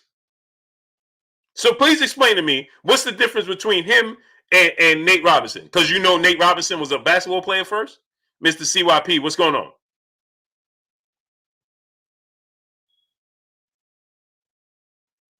Black Thomas, what's going on? So do you know? So Ryan Garcia wasn't a professional boxer then. The guy he fought had no fights. Anton Martin, what's going on? Pug Ism, what's going on? The guy he fought in the second fight had only 3 fights, and he had no wins. He was 0-2-1. Hector Garcia. Do you know who he is? What is he doing today? Where is he at right now? Where is Edgar Meza and Hector Garcia? Where are they at right now? Big snack pack, my brother in Super Chat, 2% of a hundo prospect. What's going on with your great brother? Got my brother in the building. What's going on with your great brother? My brother. What's up, Blue? In the building. What's good with you? What's good with you, my boy? Man, I'm just trying to be like you, man. I'm just squirreling your world. You know what I'm saying? Yeah, I'm with you. Yes, sir. What's going on with your great brother? Man, I can't call it, bro. I can't call it. Man, first of all, man, I just want to just let you know, man, I appreciate you always coming through and studying up and supporting the channel, supporting the grind, man. Yeah, I got to, man. Got to, bro. It's all love. It's all love. It's much appreciated, man. You know what I'm saying? The people been wanting to hear from you. You know what I mean?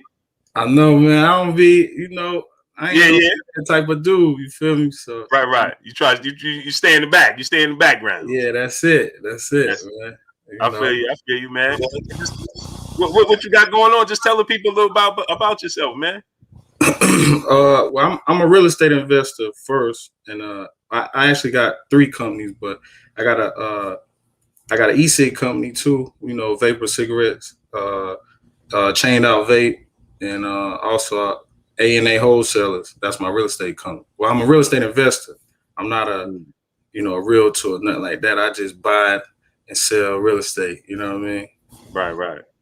Man, that's what's up, man. Because we that's what we need, man, in our community. You know what I'm saying? We need to support each other. You know what I mean? And educate one another. And help each other get to the top. You know what I mean?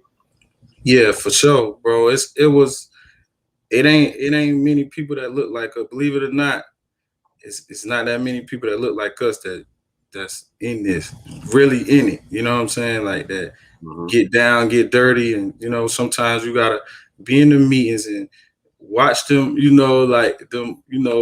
Plays take place, because most cities they'll put up like right now, my city, they got a 2030 plan. This 2021. You know what I'm saying? So wow.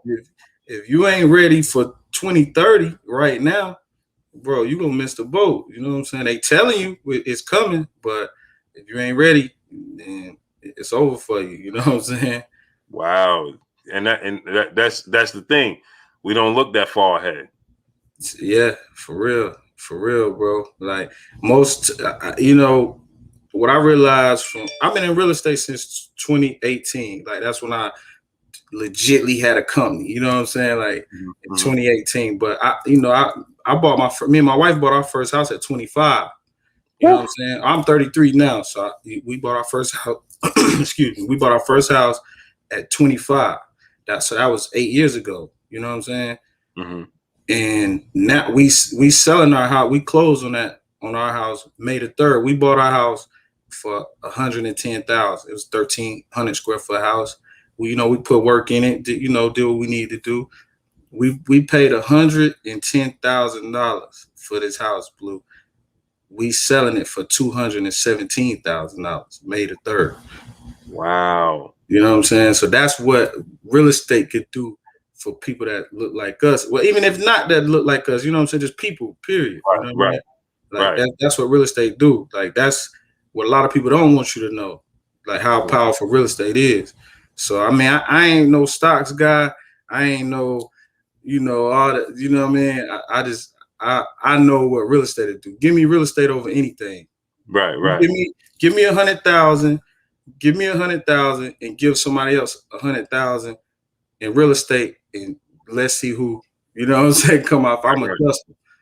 I'm a dustin every time. You know what I'm saying? We making 100,000 off a sale right now. You know what I'm saying? So it's that big. And right now, of course, it's times like the market gonna be good, and you just gotta know, like if the market good, you gotta get in. And then, even if it ain't, you can still rent. It's 1,000 different ways to make some money in real estate, bro.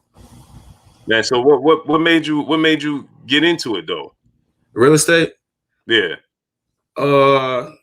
Honestly, man, my cousin, believe it or not, my cousin, he was going to a seminar, right? And it was gonna cost him $1,600 for this seminar. This back in 2017, you know what I mean? So I'm like, man, if I'm gonna give you $1,700, I might as well go. You know what I mean? Right. So I'm like, well, look, see if they'll let you bring. I told him, see if they'll let you bring somebody with you. Right. So they actually gave him a deal. They was like, well, okay, if we'll let you come for 800, and the person you bring could come for 800. Mm-hmm. So he already had his 800. He just didn't have his 1,600. So I'm like, okay, I'm gonna come. So I was just open-minded. Now, mind you, this like 60 people in a room, right? Mm-hmm. And so we go through the whole flow. And of course, at the end of it, they trying to sell you something. They give you just enough information to then sell you their products at the end. Right. Mm-hmm. So I'm not gonna, I ain't whatever your hustle is, get your money. Right. But me, I seen that, okay, if they can do this, 60 people, we pay $800. 60 people pay $800. If they can do that, you know what I'm saying? Right. I'm like, it gotta be real. Right. And so I just started doing research, bro. Like most people don't know, you don't need a license to buy and sell real estate, bro, at all. That's what they don't want you to know. You don't need a license to buy and sell real estate. And so a lot of people that's afraid, or whatever your issue is, credit. Some people, whatever they feel like holding them back, man, you just got to get in it. Right. You can't win the race if you ain't in it. You know what I mean? Right. Facts. That's the main thing. Like, yeah, you need some underlying factors if you don't know. Right. Like credit, it's always a plus. If you got any type of I say experience with finances, that's always a plus, because you don't want nobody dictating. You know what I'm saying? Like, I could throw some terms out there that a lot of people probably wouldn't be familiar with, but if we say like PMI, if you don't really want to pay PMI, then you better put 20% down. You know what I'm saying? So it's a lot of different aspects of real estate, but it ain't hard as people make it. It's really not. It's not as hard. Man, that's what there's people here that need to hear that. You know what I'm saying? Yeah, for sure. For sure, bro. I come from literally nothing, bro. Right. It's my mom and dad, like they got 4 kids. Well, I got a half sister too, so 5. But bro, I grew up in a trailer, a mobile home. You know what I'm saying? Wow. So living, how I want to live. You know what I'm saying? So Right. it's definitely life changing real Right. estate. Right. And to be honest, to be all the way honest, man, I did my first deal. I made $11,000, bro, and I didn't own. I didn't buy or sell nothing. You know, Wow. he just middleman the deal. Right. $11,000, and that's Wow. what really took. Like, I'm like, I can make $11,000, and I didn't own the house, and I ain't trying to buy the house. Then it's called wholesaling. You know what I mean? You need an assignment contract. For people that don't know, you get an assignment contract between the buyer, and then you get a assignment contract between you and the buyer. You get an assignment contract. Well, I'm sorry. Let me start over. You get an assignment contract between you and the seller, right? Then you sell that contract to the buyer. So, for example, my first deal, a guy owed $111,000 on his house. Right? The house got passed down from his grandma to him, and then he inherited. So we had a conversation. He called me, and I'm like, man, look, they're gonna foreclose on your house in 14 days. You know what I'm saying? Right. And so he didn't believe it. So the 14 days come, and they foreclosed on his house. The bank took possession back of the house. But what a lot of people don't know is a 10-day redemption period after that. So I had a couple. I had a couple guys that's got some pretty good cash. So they was interested in the house. So one guy, he wants any house, 3-bedroom, 2-bath, $225,000 and under. So I called him like, hey, I got a deal for you. Bam. I sold it for him $122,000. You know what I'm saying? So do it. I saved his credit. He took, you know what I mean? I saved his credit. He went and got another apartment because he couldn't afford the house no more. He went and got another apartment, and now he good. There's no foreclosure on his credit. It's nothing. Like, he living all right. Man, that's whew. Man, that's interesting, bro. that's real interesting. For real. You know what I'm saying? Yeah, for real. That's a true story. True story, bro. Yeah, man. Oh man, I'm gonna be hitting you up. You anytime, bro. I'll be up. I'll be seeing, man. I don't really sleep, bro. My mind be just going. I'll be trying. Yeah. When you're on the grind, that it's like me. Like, bro, last night I went to sleep. It was like 10 after 5. Yeah. At 9 o'clock, eyes is this big again, man. Man, it's like that when you me, I try to think, like, what I mean. I don't try to put, like, I'm me. I wouldn't recommend everything for everybody, but me, like, I know and understand we all got an expiration date. Right. You know what I'm saying? Like, so when you start living, like you start doing things to prepare and unlock certain things for when that expiration date comes, we don't really know. You know what I'm saying? So like now I want to live good and do this and that, but I know I'm not just living for me. I got a wife, my son. We got a family. So like I be thinking further, like to go back to what we said. I be thinking 20, 30 years, I may not be able to do this. Right. You know what I'm saying? Right. Like, and it's like 50 years. You don't know. Right. You know what I'm saying? Like, how long you gonna live? But all I could do is maximize while I'm here. Right. That's a fact. Salute to TB Rice in the super chat, dropping that half a dub on us in the super chat. He said, I played football, Alabama A&M. D1, I was a corner at 5'9", 165, bulked up. I'm lighter now, LOL. I was pretty good, but I wish I had maybe thought about boxing also. Yeah, that was me too, man. I did football over boxing, man. And I wish I didn't. You know what I mean? Box conversation in the super chat. He said, "Great conversation, my brothers. Investing. This is a dope talk." Oh yeah, salute to Reggie, man. So I see him in here all the time, bro. Right.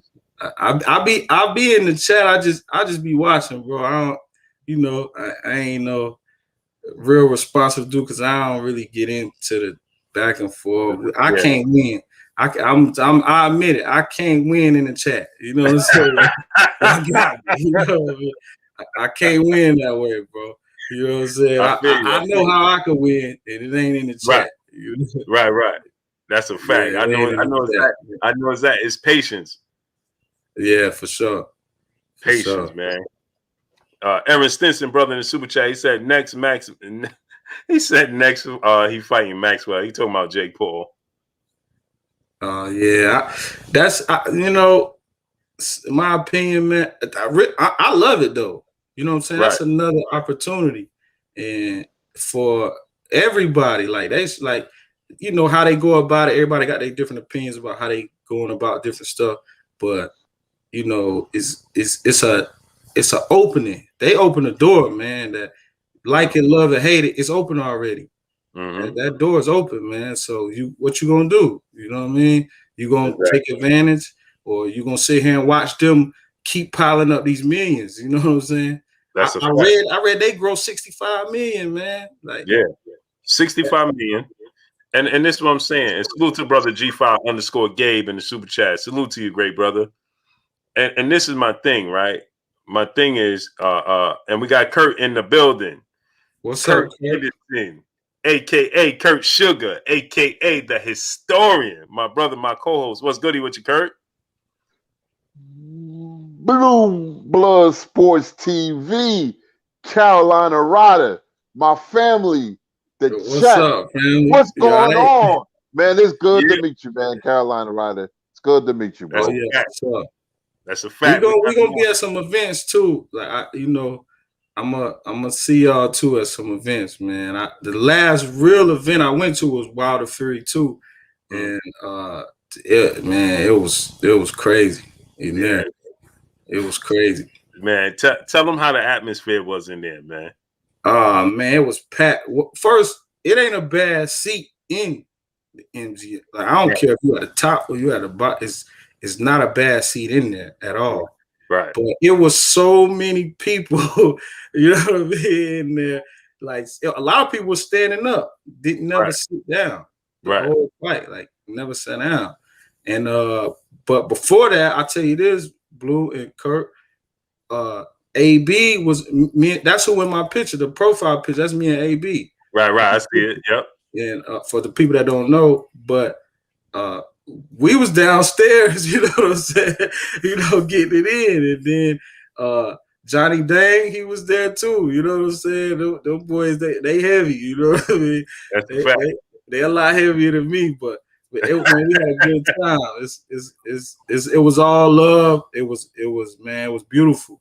It was beautiful. Like Johnny, he down to earth. AB down to earth, man. Like for those who got an opinion about him, I can only speak about the experience we had, but like he didn't seem like nothing of what people talk about him. You know what I'm saying?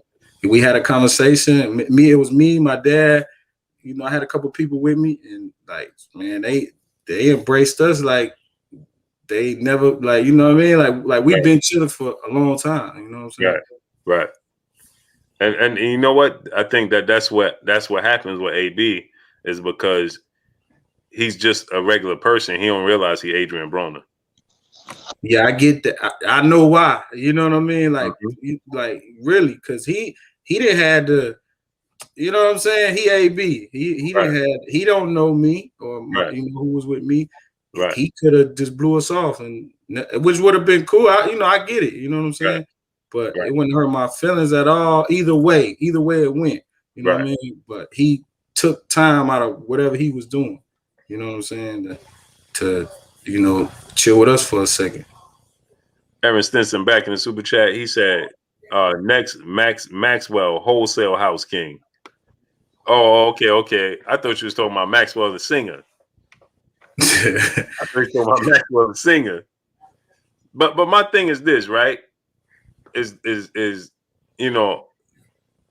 Jake Paul and Logan Paul, they taking the sport serious. It's not like they're out here and they just making a mockery. No, these dudes is in full training camp. These dudes hired real trainers. They on real diets. They taking the sport serious. It's not like they just, it's just the fact that we know they're already millionaires. We already know they're established. We already know their brand is big and they're getting paid big. And so now it's hard for us to accept that, oh man, these dudes ain't real boxers. They're novice. Now, Ben Askren, he didn't take Jake Paul serious. That's not Jake Paul's fault. This dude he signed that contract to get in there. So, but you know what happened is he's a UFC, mixed martial arts or Bellator champion. You know what I mean? Yeah. He competed in combat. So he looked at it. Oh man, this dude people look at Jake Paul and Logan Paul and feel like they just got up off the couch. Oh man, this dude just got up off the couch. And I'm already a combat athlete. He can't compete with me. He ain't take it serious. Then he got knocked out, and immediately everybody wants to say, well, he threw the fight. No, he ain't throw it. He ain't take it serious. And Jake Paul took it serious. This dude is training with Evander Holyfield. He's training with Jalen. He's training with real boxers. He's taking it completely serious. He's in full training camps. Now, if his opponents take it serious or not, that's a completely different story. But he's a novice. He only got 3 fights. Like I said, Canelo Alvarez in his first 20 fights, he fought a guy that had Francisco Villanueva. He fought this dude 3 times. The dude had 4 wins and 5 losses the first time he fought him. By the time he fought him the 3rd time in Canelo's 20th fight, the dude had 4 losses and 4 wins and 20 losses now. He never progressed. But you look at Canelo and say he's not a real fighter. This dude never progressed. They ain't Canelo's fault though. Right, it ain't Canelo. Exactly, and that's my thing. We don't look at Canelo and say, "Oh, he ain't a real fighter." No, he's a novice. You fighting guys. Like I said, this guy is probably nobody. He retired with 15 wins and 37 losses or something. So we don't know what he do what did he do in his spare time? What is his profession? You know what I'm saying? He clearly is not a professional boxer. You know what I mean? But to get, I don't mean to cut you off, Blue, but no, it's all good. So you said he was, what was his record? 15-37? At Canelo Alvarez 7th fight, he fought the dude. The dude was 4-5. And Canelo Alvarez fought him again in his 17th fight. And the dude was now, I think it was 4-14 with 2 draws. Then Canelo Alvarez fought him again. And I'm talking about Canelo had already knocked him out twice. So that's 20 fights. That's 20 fights right now. Then right. What with the 3rd time? What was his record? The 3rd time he was, I think 4 or 5 and 19 and 5. Like he had something crazy like that. So the dude never progressed. Yeah, and kept getting opportunities. Right. You know what I mean? And Canelo knocked him out twice though. Yeah, that's sickening, bro. He was a check. He was a check by the 3rd fight. That was a Christmas check or something. Whatever the date was when they fought. The dude ended his career getting knocked out 21 times. Who do we know that got knocked out 21 times? Yeah, it's no way. It's bro. You know what I'm saying? So when you put it in that perspective and you look at it, you know what I'm saying? With Jake Paul, Logan Paul, are they our traditional style of coming through the Olympics and the amateur system? And no, they're not that. But who are we to say these dudes got up and said, you know something? I want to be my dream. Maybe their dream was always to be a professional boxer and they never had the opportunity. Right. And now that they have the platform and the brand, they like, listen, we could be professional boxers. Just as well as they get in the ring and win, they could get in the ring and lose to Ben Askren. Yeah, for real. You see what I'm saying? And lose, and then now who are they? They take Paul before the fight and Logan Paul before the fight. Then who are they if they lose? If they lose, I mean? Exactly. And that's what I'm saying. And imagine what social media would do to them if they was to get knocked out. Yeah, good night. good night. And then you think about it, right? We're talking about dudes like Marvin Hagler made this famous that, you know, it's hard to get up out of silk sheets, out your mansion with your money and go run 5 miles. You know what I mean? These dudes, man, talk about it, bro. Right. Talk about it. You know, me and my wife building a house right now.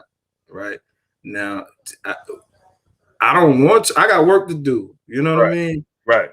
You know, I don't want to go check like necessarily go check on the house every day, making sure this getting done and that, because I got, you know, other business to handle daily. You know, so. But I gotta do it. I gotta do it. I don't want to do it, but I have to go do it. We gotta live here. You know what I mean? So these dudes made it. Like they multi-millionaires already, and that's just me. They multi-millionaires already. So I know they, you know, this day like, man, I want to go do this, that, and the third. Or I could go blow this check from this sponsor or whatever on whatever, because, you know, however they feeling, you know what I mean? Like it's really, really hard, man. Like it's really hard when you reach a certain level, and especially they level, because it's only a certain percentage of people that even reach that level. Like, and that's think about how many boxes it is, and then that don't make it versus the ones that actually do. That's still, you know, if it's 100%, you still got to factor them in. Right. And that's my thing. And Curry, I'm gonna let you go after this, but that's my thing. The dude on the undercard, the co-main event, remember the dude? That dude is a billionaire. Yeah, that's listen, bro. I'm gonna tell you right now, if I touch it, like them letters like that, when you start getting into them letters, like, man. Why would you say to yourself, I'm a billionaire or a multi-millionaire like Jake Paul, Logan Paul? Why would you say to yourself, I'm going to put myself in a grueling 2-month training camp away from everything, right? I mean, it's boxing is boxing. It doesn't matter how much money you have, right? It's you and that opponent. That's it. So it's like Floyd, right? Floyd, we know he could buy whatever he wants. But when he go into camp, he's in camp. Like last night, I saw him. They say he ran like 5-6 miles last night. He's a billionaire. He a machine, though. That's what I'm saying. Floyd a machine. But my thing is the mindset for you to have that comfort and say and choose to do this when like you do, like you have your businesses. You know what I'm saying? They could choose to say, you know what, I could make money investing in this and that and business and it. You know what I'm saying? Yeah. Why would you get up and say I'm gonna choose to box and possibly get knocked? Because you run the risk. It doesn't matter who you are.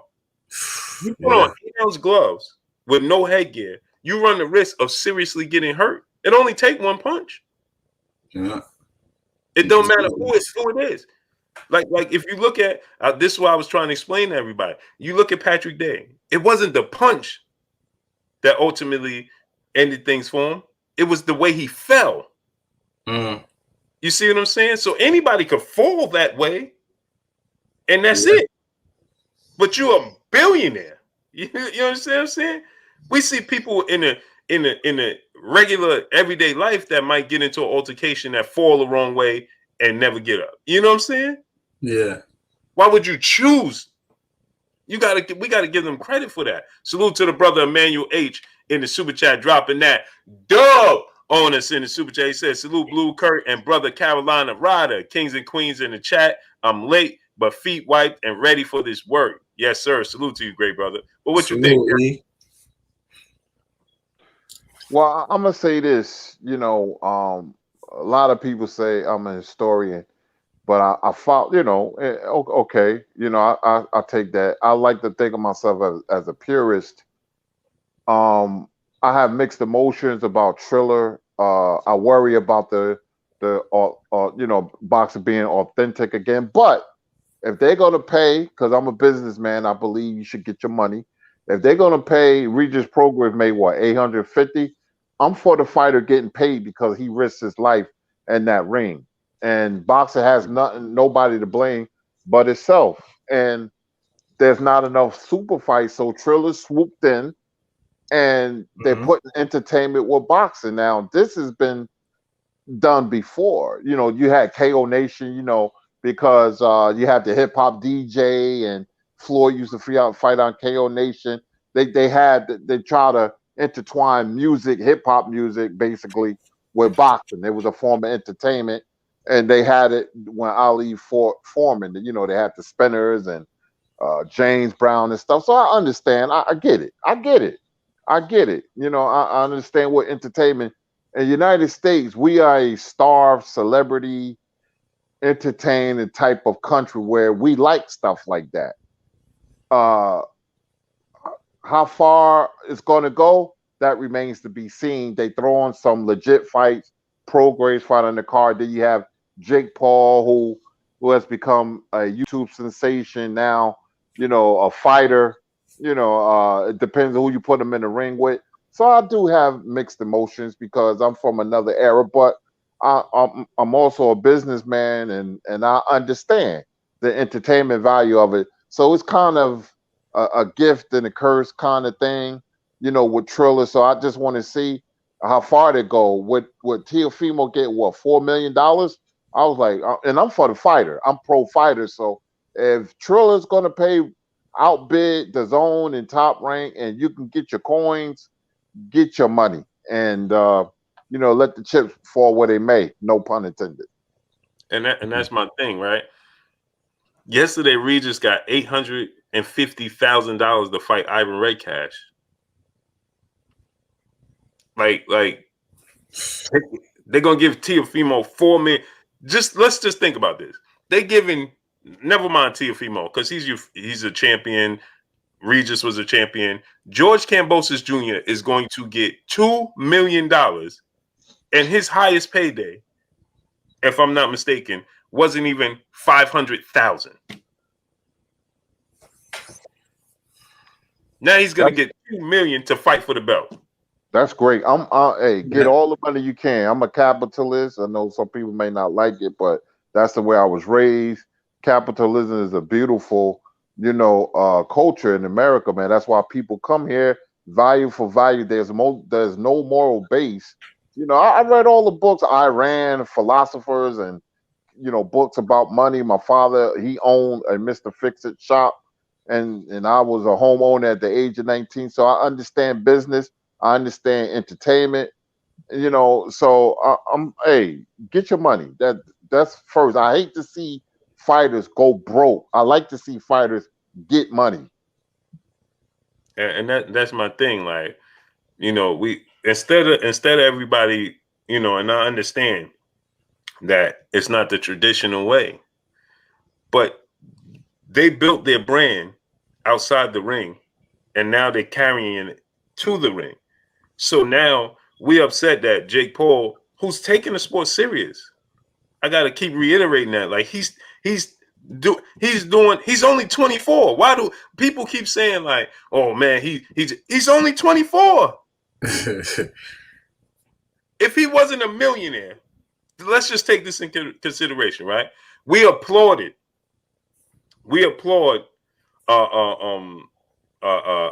what's his name?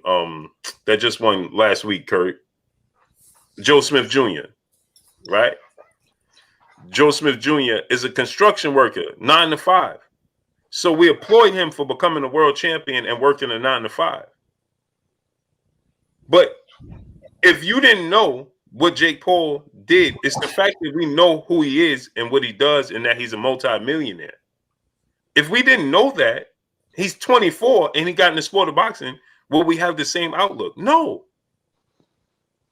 We wouldn't be saying he's not a real boxer. We wouldn't be saying he's taking the sport, he's making a mockery. We wouldn't be saying any of those things. If he worked a 9 to 5 and we didn't know he was a multimillionaire, everybody would be like, man, this dude getting 700, man, he brand his name good. So why are we like, it's the fact that because we saying, well, he fought Nate Robinson. Well, like I said, when Ryan Garcia made his pro debut, the guy he fought the first fight, the dude had no fights. So what's the difference between him and Nate Robinson? Because he was an actual amateur and Nate Robinson played in the NBA? Or the guy in his second fight, right? The guy in his second fight, he had 3 total fights and didn't win none of them. Yeah. Let me ask y'all this, Blue and Kurt, in chat. Who do y'all blame for Triller being able to come in, and present themselves how they doing? When you in the door, like, like right. you just got to get to the door most of the time. Most people satisfied with that. Right. They in the door now. Like you frozen. You frozen, bro. We got to start looking. Can you hear me? Yeah. You freezing up. Can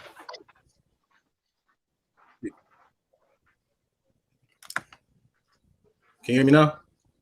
Yeah, I can hear you now.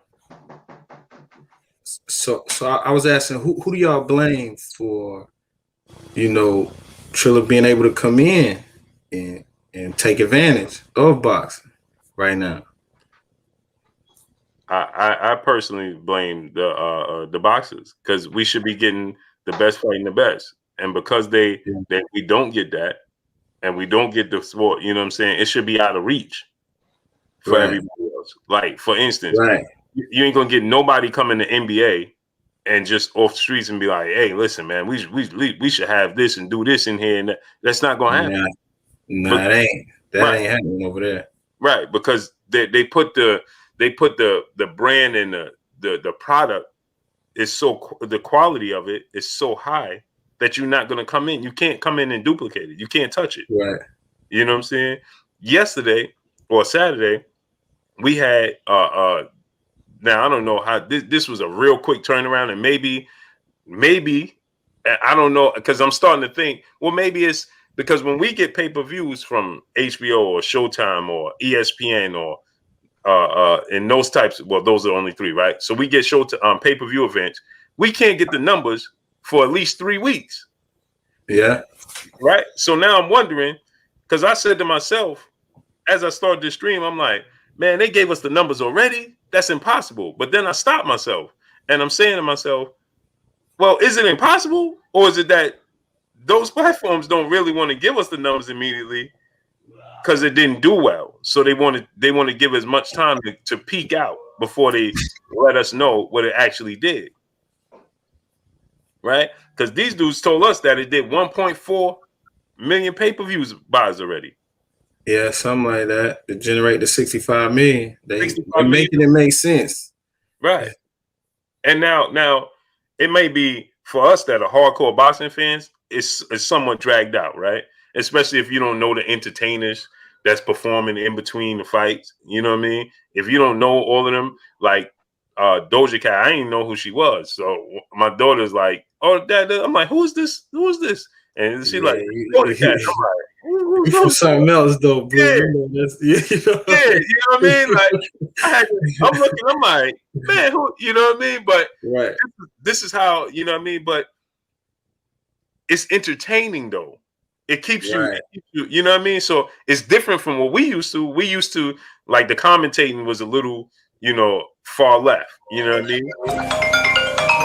Far left, the commentating. But that's because what I'm used to, and we used to the traditional in between fight normal commentating. You know what I mean? That was a little. It was like a hip hop concert. You know what I mean? That showcased boxing. Yeah. But guess what though? And salute to RNS1 brother in the super chat. He said, "Good looks on them late night posts. Keep me up at night job. Keep me up at my night job. Salute. Hit the like, y'all. I appreciate you. Yeah, get the likes to 1K, my peoples. Jermaine Bean, brother in Super Chat, said June 5th, Terrence Crawford, Terrence Bud Crawford will be shadow boxing live at the Omaha Civic Center on ESPN pay.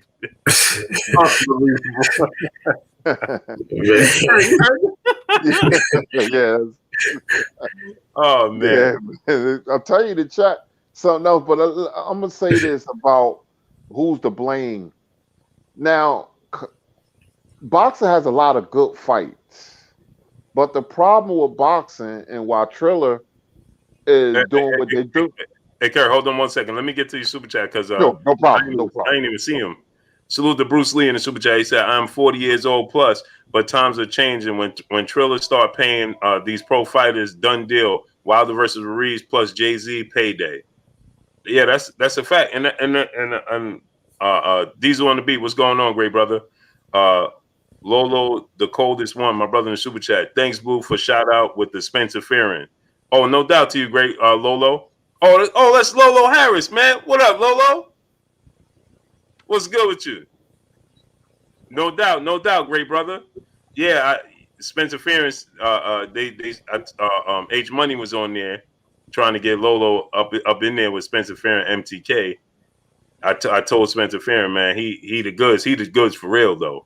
You know what I mean? So Spence, they said they're gonna look into him. So hopefully that take place, great brother. Salute to my brother Lolo. I didn't even realize that was you with that name, that account. Salute to the great brother Emmanuel H in the super chat, dropping that $500 on us in the super chat. He said, "I agree, Kurt, but Jake Paul needs to fight an actual boxer. He claiming it. He a true professional boxer. I love to see him face somebody that actually know what they're doing. He's celebrating knockout non-boxers like he just beat a pound for pound boxer or something. But that's what I was saying, great brother. We got to understand he's a novice. You know what I mean? He only has 3 professional fights, so we can't expect him to fight boxers that are on a high level. It just, you know what I mean? It's just not realistic. Like I said, Andre Ward in his 10th or 12th fight, something like that, he fought a guy that had 16 wins, 15 losses, and 5 draws. He was an Olympic gold medalist coming out the amateurs. He had only, the last time he lost a fight was when he was like 12 years old. But nobody would say Andre Ward, "Oh, you too high of a level to fight a guy with 15 losses, only 16 wins, and 5 draws." No, because he's still learning. That's the same situation we got. The fact is, this is what happens with Jake Paul. He's fighting novice guys that we know. That's the problem. Because he's fighting Nate Robinson, and we like, oh, well, Nate Robinson ain't no boxer. And then he fight, who was it? You know, this guy, Ben Askren, is UFC fighter. You know, so we quick to be like, oh, man, this guy, Lolo, we got to get you on the show, bro. Inbox me on Instagram, bro. Inbox me on Instagram, bro, so we got to get you on the show. Salute the DJ, my brother DJ in the super chat, dropping that on us in the super chat. He said, "Here's to all the work you do.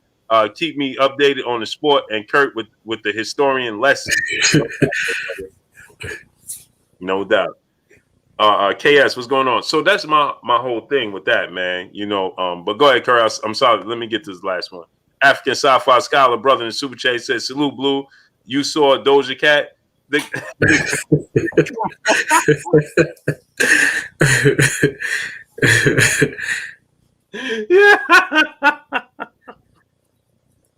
Yeah, man.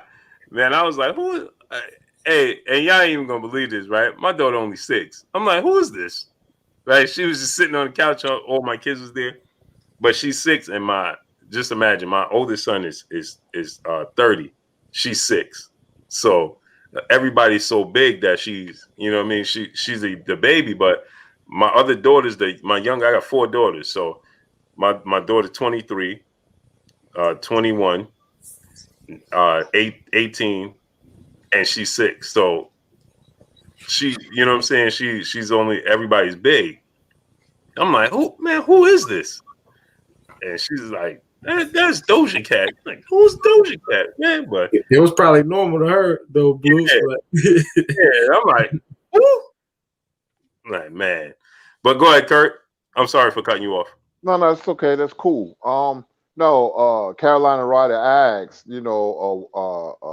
what's the problem in boxing? And we have a lot of good fights, but boxing, just like anything else in life, we need that star quality. Remember when Mike Tyson was the champion, boxing was like front page. Muhammad Ali was front page. As the star or power of the American heavyweight go, so does the popularity of boxing go worldwide. Those are world renowned fighters. And when you have fighters from America, they don't need a specific fan base because they're world renowned. Not like fighters from Mexico, Puerto Rico, or the UK. They're popular, but you get the Ali was once the most recognizable face on the planet. Entertainment wise, he was the entertainment. His bravado and his mouth and everything, he was the entertainment. Floyd Money Mayweather throwing money. That's just like buying a ticket to see the Chicago Bulls in the 90s and you're all excited and and then you hear this. Michael Jordan's not playing tonight. That's you're gonna be upset. That's star quality. Remember, Larry Bird, Michael Jordan didn't bring the NBA back. It was Larry Bird and Magic Johnson because before they got to the league, NBA was on tape delay. Tape delay. So when Larry Bird became a star and Irvin Magic Johnson, the NBA took off. When you go see a movie, you want to see Tom Cruise, Denzel. What I'm saying is star quality is everything, man. Now you got a powerful tool like social media. So Jake Paul is just taking advantage, of him being a social media sensation, and I could do something with this. Came up with the idea to become a boxer, so he took that crowd they're not really a boxing crowd, they skateboarders and so on, but right. the promoters don't care. As long as you get to buy a ticket and put fannies in the seat, he's did his job. I mean, Jake Paul, $1.2 million. I mean, $1.2 million, 1.2 pay-per-view, maybe more than that.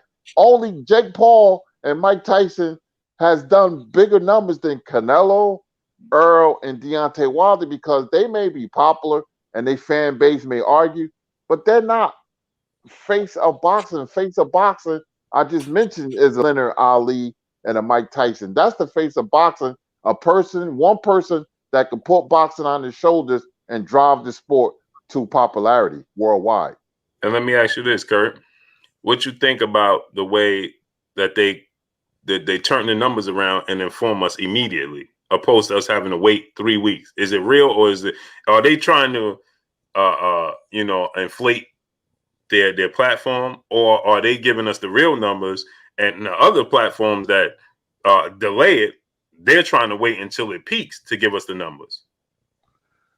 I'm quite sure the numbers might be inflated, not as much as boxing numbers, but I'm quite sure because logically, how can you they can only give you an arena. They can say like we did 900,000, but we're going to put it at 1.2. We're going to round it off at 1.2 the next day. So they probably inflating the numbers, but they don't care because it was a success. It may not done what you think it has done, but nonetheless, it was a success every time this guy fight. I mean, Jake Paul has become a sensation and now in the boxing ring. Yeah, because they remember they said Mike Tyson and Roy Jones, it did 2 million. And then when we got the official numbers, they wasn't off that far off because it did like 1.89 or something. Like, it was close. I still can't believe that fight did that well. I underestimated that fight. I didn't think it would be 500,000, and I was way off. And I'm like, man, that makes boxing look bad. Where we have real fighters that's doing 300,000. There's no knock against Spence Wilder. That's just what it is. 2021, we just don't have that super duper star fighter like a Mike Tyson. Yeah. You know, so Emmanuel H, brother in the super chat, once again dropping that half a dub on us in the super chat. He said, "Dang, Blue wanted a baby in every generation. Wasn't playing when you said making a b-ball team." Man, I got 9 kids, man. Legit. That's beautiful, Blue. Yeah, man. It's beautiful, bro. I love it, man. I got 5 daughters. I got 4 daughters, 5 sons. Yeah. Wow. Yep. Five sons, 4 daughters, man. Your average was better than baseball, wasn't you?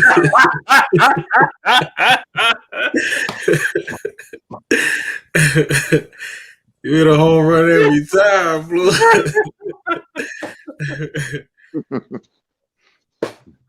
Johnny Q said Blue made sure his legacy wouldn't be forgotten. Oh man, and I love my babies, man. My son, they be sometimes, you know, I had I was on live one time, and my daughters, two of my oldest daughters were with me, and they was working with me at the time, and they got in the car, man, and dudes seen them, and they was going, "Hey man, who's that? Who's that? Who's that?" in the chat. So that's why I don't like to put them on the screen no more, because you gotta protect that, Blue. Yeah. It's savages out here, bro. Yeah. So I was like, nah, man, nah. Yeah, my sons is different, but my daughters, man, nah. Classy Mag, brother in the super chat, dropped that half a dub bonus in the super chat. He says, "Salute Flammy Blue and Kurt. Can you break down Tank Barrios? Will Tank run into some trouble moving up to 140 speed wise?" Yeah, I was going to ask y'all about that too, right? Because Mikey Garcia, I don't know if y'all saw this, but Mikey Garcia, he said that he believed they made a mistake. You know what I mean? But Reggie Owens said, "Man, Blue, stay off that lady."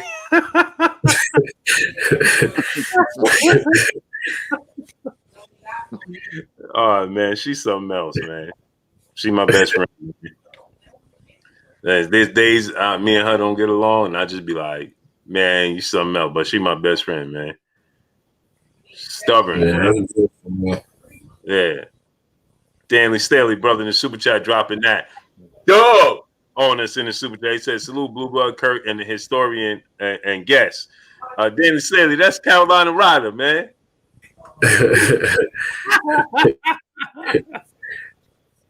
He said, hashtag Bomb Squad, hashtag boots. Yeah, I love boots in this, man. But yeah, I want to talk to y'all about that, right? So Mikey Garcia, he said that that they may have made a mistake, and this is a 50-50 fight.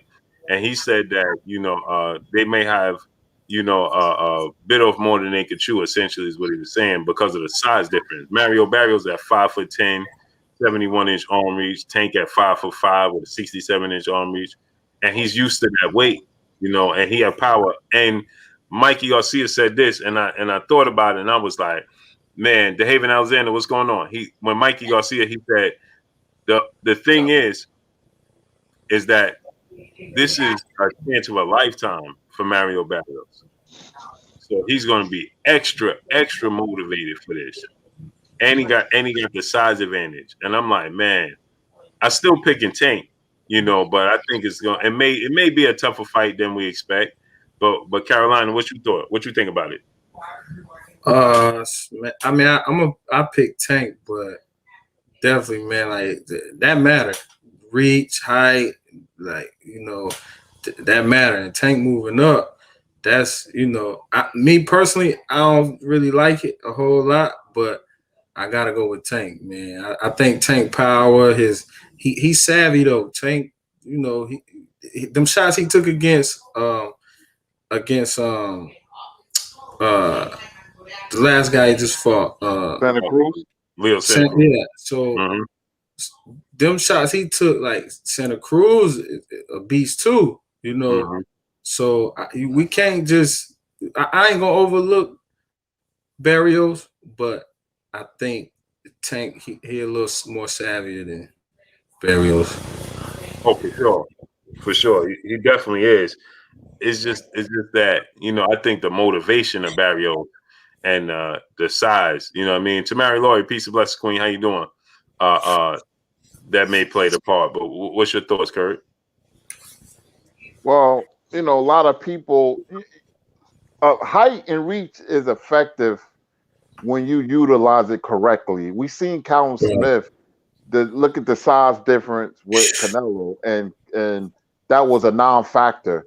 You had short fighters been, very successful. Kwawe, Marciano, Tyson, Joe Frazier, because when a short fighter gets in your chest, you take away his reach, and you have the advantage because Tank arms are shorter. When you look at Mike Tyson early in his career, used to do that, get in your chest and rip uppercuts. And Tank has a terrific uppercut, and you could take away, you could chop barriers down with body shots. Tank can't fight at mid distance because he's going to get hit with tail end punches with Barrios, who throws a lot of punches. He doesn't hit hard. He hits harder than Santa Cruz, but he lets his hands go, and Tank is going to have to be smart. A fighter can hit hard, but you got to think. Boxing's a thinking man's game, but Tank can take all that away by fighting, on the chest, or Barrios getting real close because he's a power puncher and he's short. And Barrios, if he sticks the jab out there and move a little, but that's not his style. See, if Barrios was a boxer, then this will be an extremely dangerous fight for Tank, but he's not. He comes from a culture that's going to be aggressive and that's going to bang, and Tank will try to get him to a firefight, be close, and that's when Tank is going to be looking to break him down. But Tank should go to his body and rip uppercut, and Barrios has to fight behind the jab and let Tank run into punches. But I don't think he's going to do that. He's going to let Tank get too close, and Tank going to beat him.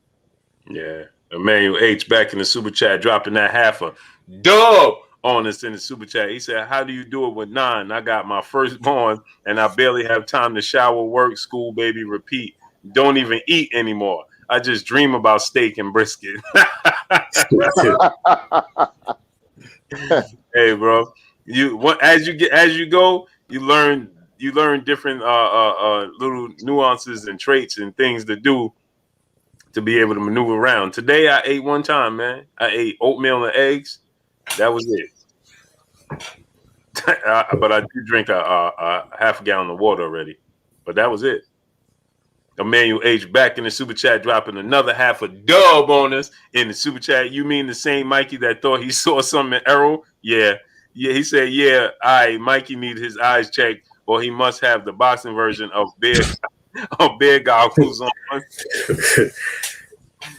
Yeah, and they also over there, they said that. Did y'all hear this, right? No, Jalen, we didn't talk about the Tony Harrison fight yet. We're gonna get to it. Did y'all see Robert Garcia said, Daniel Staley, he said, salute Carolina Rider, #boots. Salute, my brother. Salute. African Sci-Fi Scholar back in the super chat. He said, if Tank come in there like he did against Gamboa, it's going to be a long night for Tank. I agree. Man, he going all the way up to 40. The best version of Tank I saw was when he fought what's dude name? I always forget his name, and I know his name, man. Oh man, what's that dude name? Talk about Pedraza? Yeah, Jose Pedraza. That was the best version of Tank I ever saw. Now, did y'all see Robert Garcia, man, when he said this? I kid y'all not. I was drinking water and I heard it and I was like, I spit it out. and he said that Virgil Ortiz Jr. essentially he tried to clean it up, but he said they won't be ready to fight each other for another 4 years. 4 years. Yeah, I seen that. I was like, what? That's the problem, Blue, right there. Yep. That's the problem why Triller can get in. You know what I mean? Yep. That's how they can get in. But what you think about it when he said that? What went through your mind? Man, I'm like 4 years. Like who's entertainment or just that business is not a waiting business. Right. Like you got to stay in these people's face like constant. We live in a microwave era right now. Like everybody want everything quick. Is we want it fast. We think the fight's supposed to happen tomorrow. Oh, they signed these contracts. Yeah, let's get them in the ring. Right. But even though the length of time, it takes months, but you can't wait no 4 years, man, to get in the ring with somebody when nobody's waiting that long. 4 years. He shouldn't even have said that. That shouldn't even.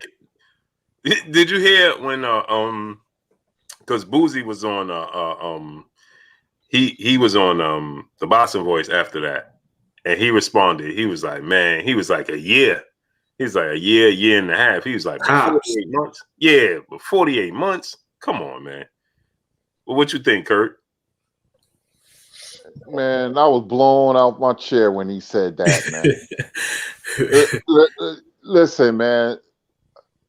Like I said last week, that fight with Lipinus, the way he won, scared a lot of people.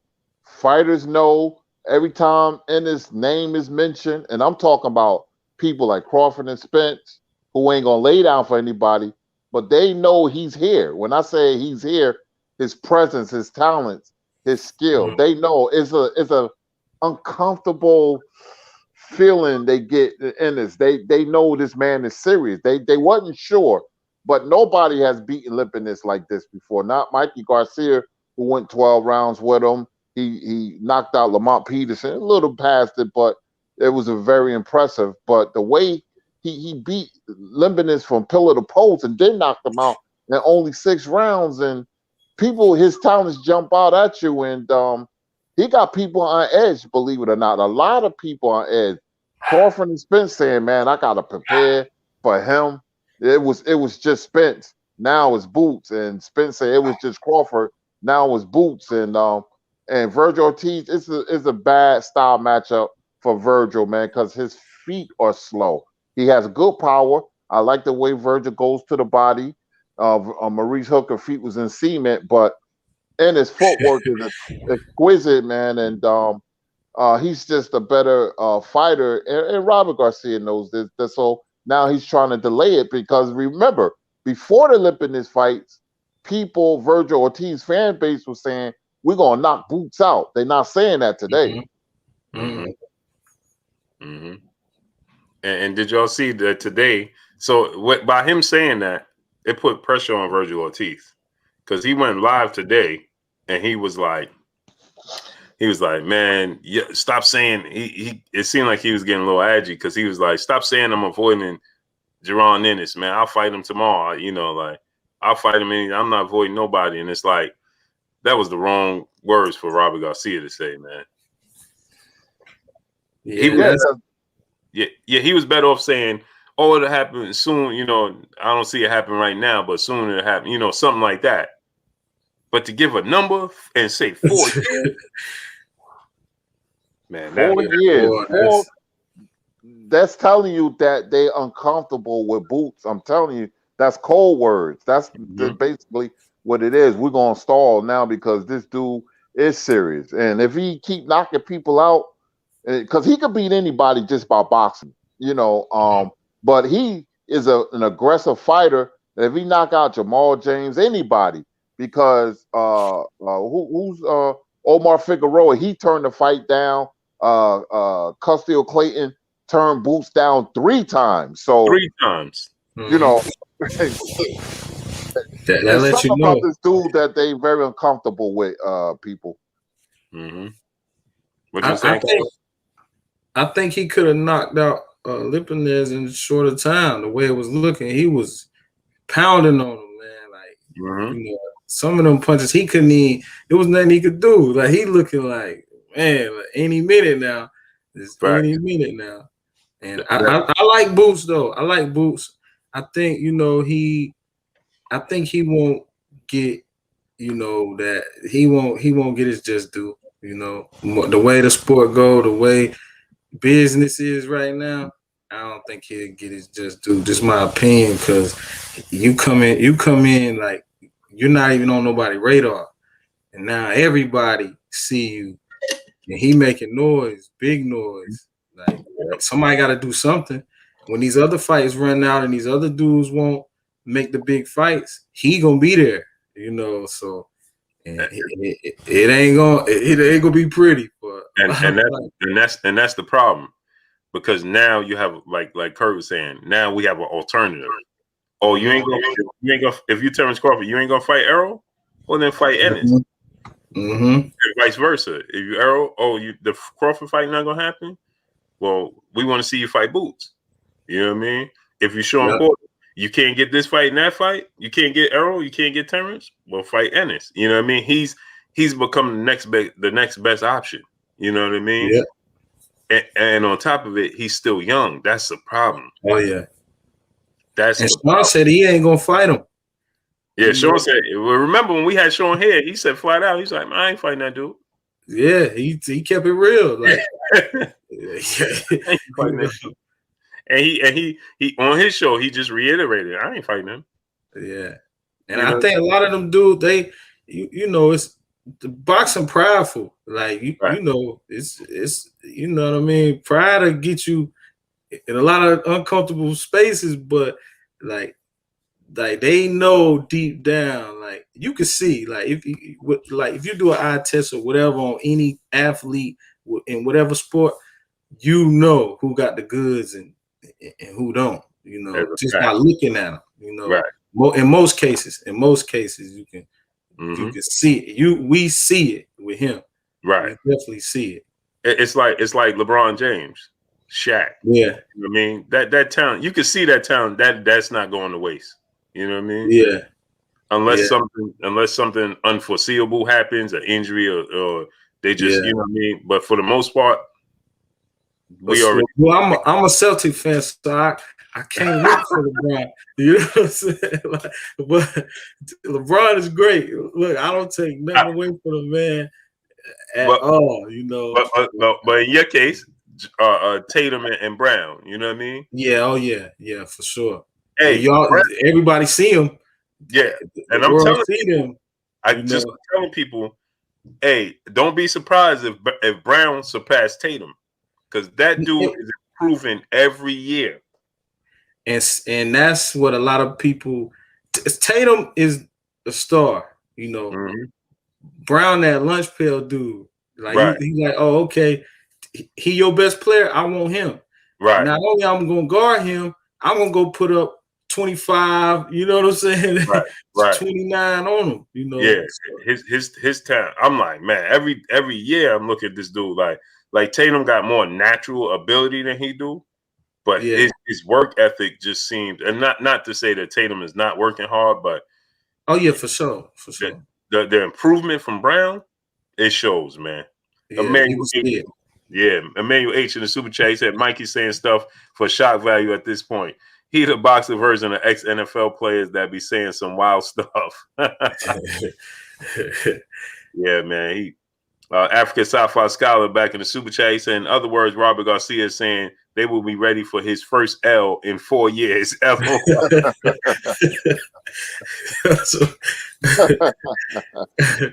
man. Because I first heard it from Boozy when he said it, and I'm like, so I had to go back and find that when he said it, and I was like, oh man, you can't say stuff like that, man. In 4 years, that fight, 4 years, bro, what are we talking about? Yeah, that's crazy. That's crazy. Nobody waiting for that. Nobody waiting for that. I want that fight immediately, because Virgil, they was talking to fan base and stuff, and then he said he'll knock out Booth. Did he say it? He said that. And when he was preparing for his fight, it wasn't the Hooker fight; it was the fight before Hooker fight. It was Sammy Vargas when he was preparing for the Sammy Vargas fight, and he was asked about it. Somebody asked him in the live stream. Matter of fact, it was me. I was asking him about it, and then everybody behind me started asking, because it was a live stream on his it was either on his Instagram or something like that. And I was like, what about fighting Jerron Ennis? What about Ennis? I kept putting it. What about Ennis? What about then everybody else started picking it up too. Like, what about Jerron Ennis? What about Ennis? And he was like, oh, I'll beat him. And it wasn't him that said it. It was Robert's son. Pito. Oh, yeah. I forgot his name. Yeah, I think it's Pito or something like that. He said, he was like, oh yeah, they asked him about Ennis, and he was like, oh, I'll fight him. Virgil was like, I'll fight him. Yeah, I don't mind fighting him. And he was like, oh, Pito was like, yeah, we'll knock him out. You'll knock him out. And he was like, yeah, you know. he didn't deny it, but he didn't, initially say it either.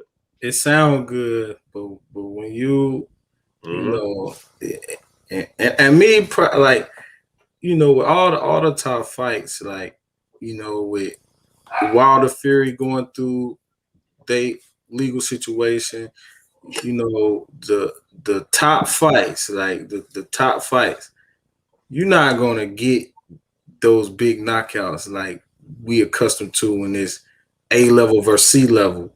Right. So like as a fan, yeah, I would love it. Like we all want to see a knockout every fight. We want a knockout. Right. But realistically, when the best fight the best, that's not happening. Like right. that.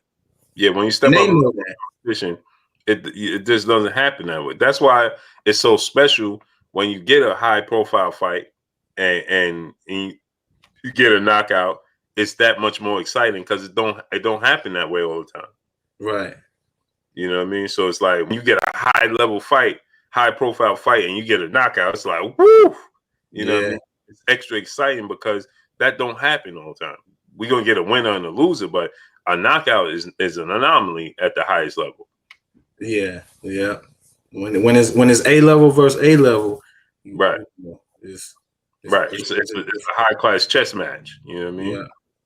Emmanuel H, my brother, is back in the super chat, dropping another half a dub on us in the super chat. He said that ain't cold word, Kurt. That's straightforward dunking at his finest. People struggle to make a 5-year plan. That dude talking about 4 years, shaking my head. Ducking in full effect. Yeah, that's right, bro. I was like, huh? No, come on, man. And Boozy was like, man. And he said, he said that's because they have the same sort of skill set that Lipinets have. They got slow feet. So he's like, my son do very well against guys with slow feet. Yep. Yeah. Feet is important, man. Like to people that, your footwork.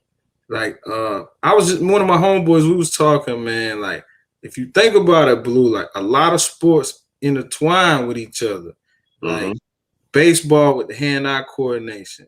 You know what I'm saying? Like that could transfer to a point guard, you know what I mean? Or in basketball, like, just having good footwork with basketball, if you're a post player, whatever your position is, then a soccer player, you need good footwork. Like people don't realize, especially with boxing, your footwork and foot placement is going to determine a lot of outcomes in these fights. Like you don't got good feet, you in trouble. And the ultimate way, and this is what I said, is because I think Virgil Ortiz need more time, because the ultimate equalizer to being have quick feet and quick hands is timing. You know what I mean? So Virgil Ortiz, he needs time to be able to be a great timing type of fighter. You know what I mean? Where he can time guys like Boots, and he could time, I said this, even Speedy Rashidi Ellis will give him problems right now because he's elusive, he's fast, you know what I mean? He have fast hands, he have fast feet. He would give him, now he don't have the power of Boots in his, but he's athletic, he's a very good boxer. He will give Virgil Ortiz a lot of problems right now. A lot. I see what I see that. I could see that because when it's like having on two left shoes. When you can't really move around that ring like that, man, you a target.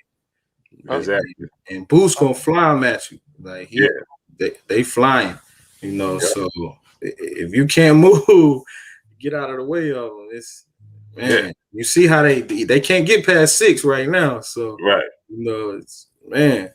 And think Ellis, he don't have the power, or he's not he's not as big as Boots, but he's big at 5'9". You know what I mean? He ain't a little dude, but he have these lapses on defense. That's his issue. You know what I mean?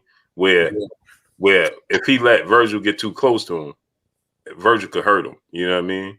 Yeah.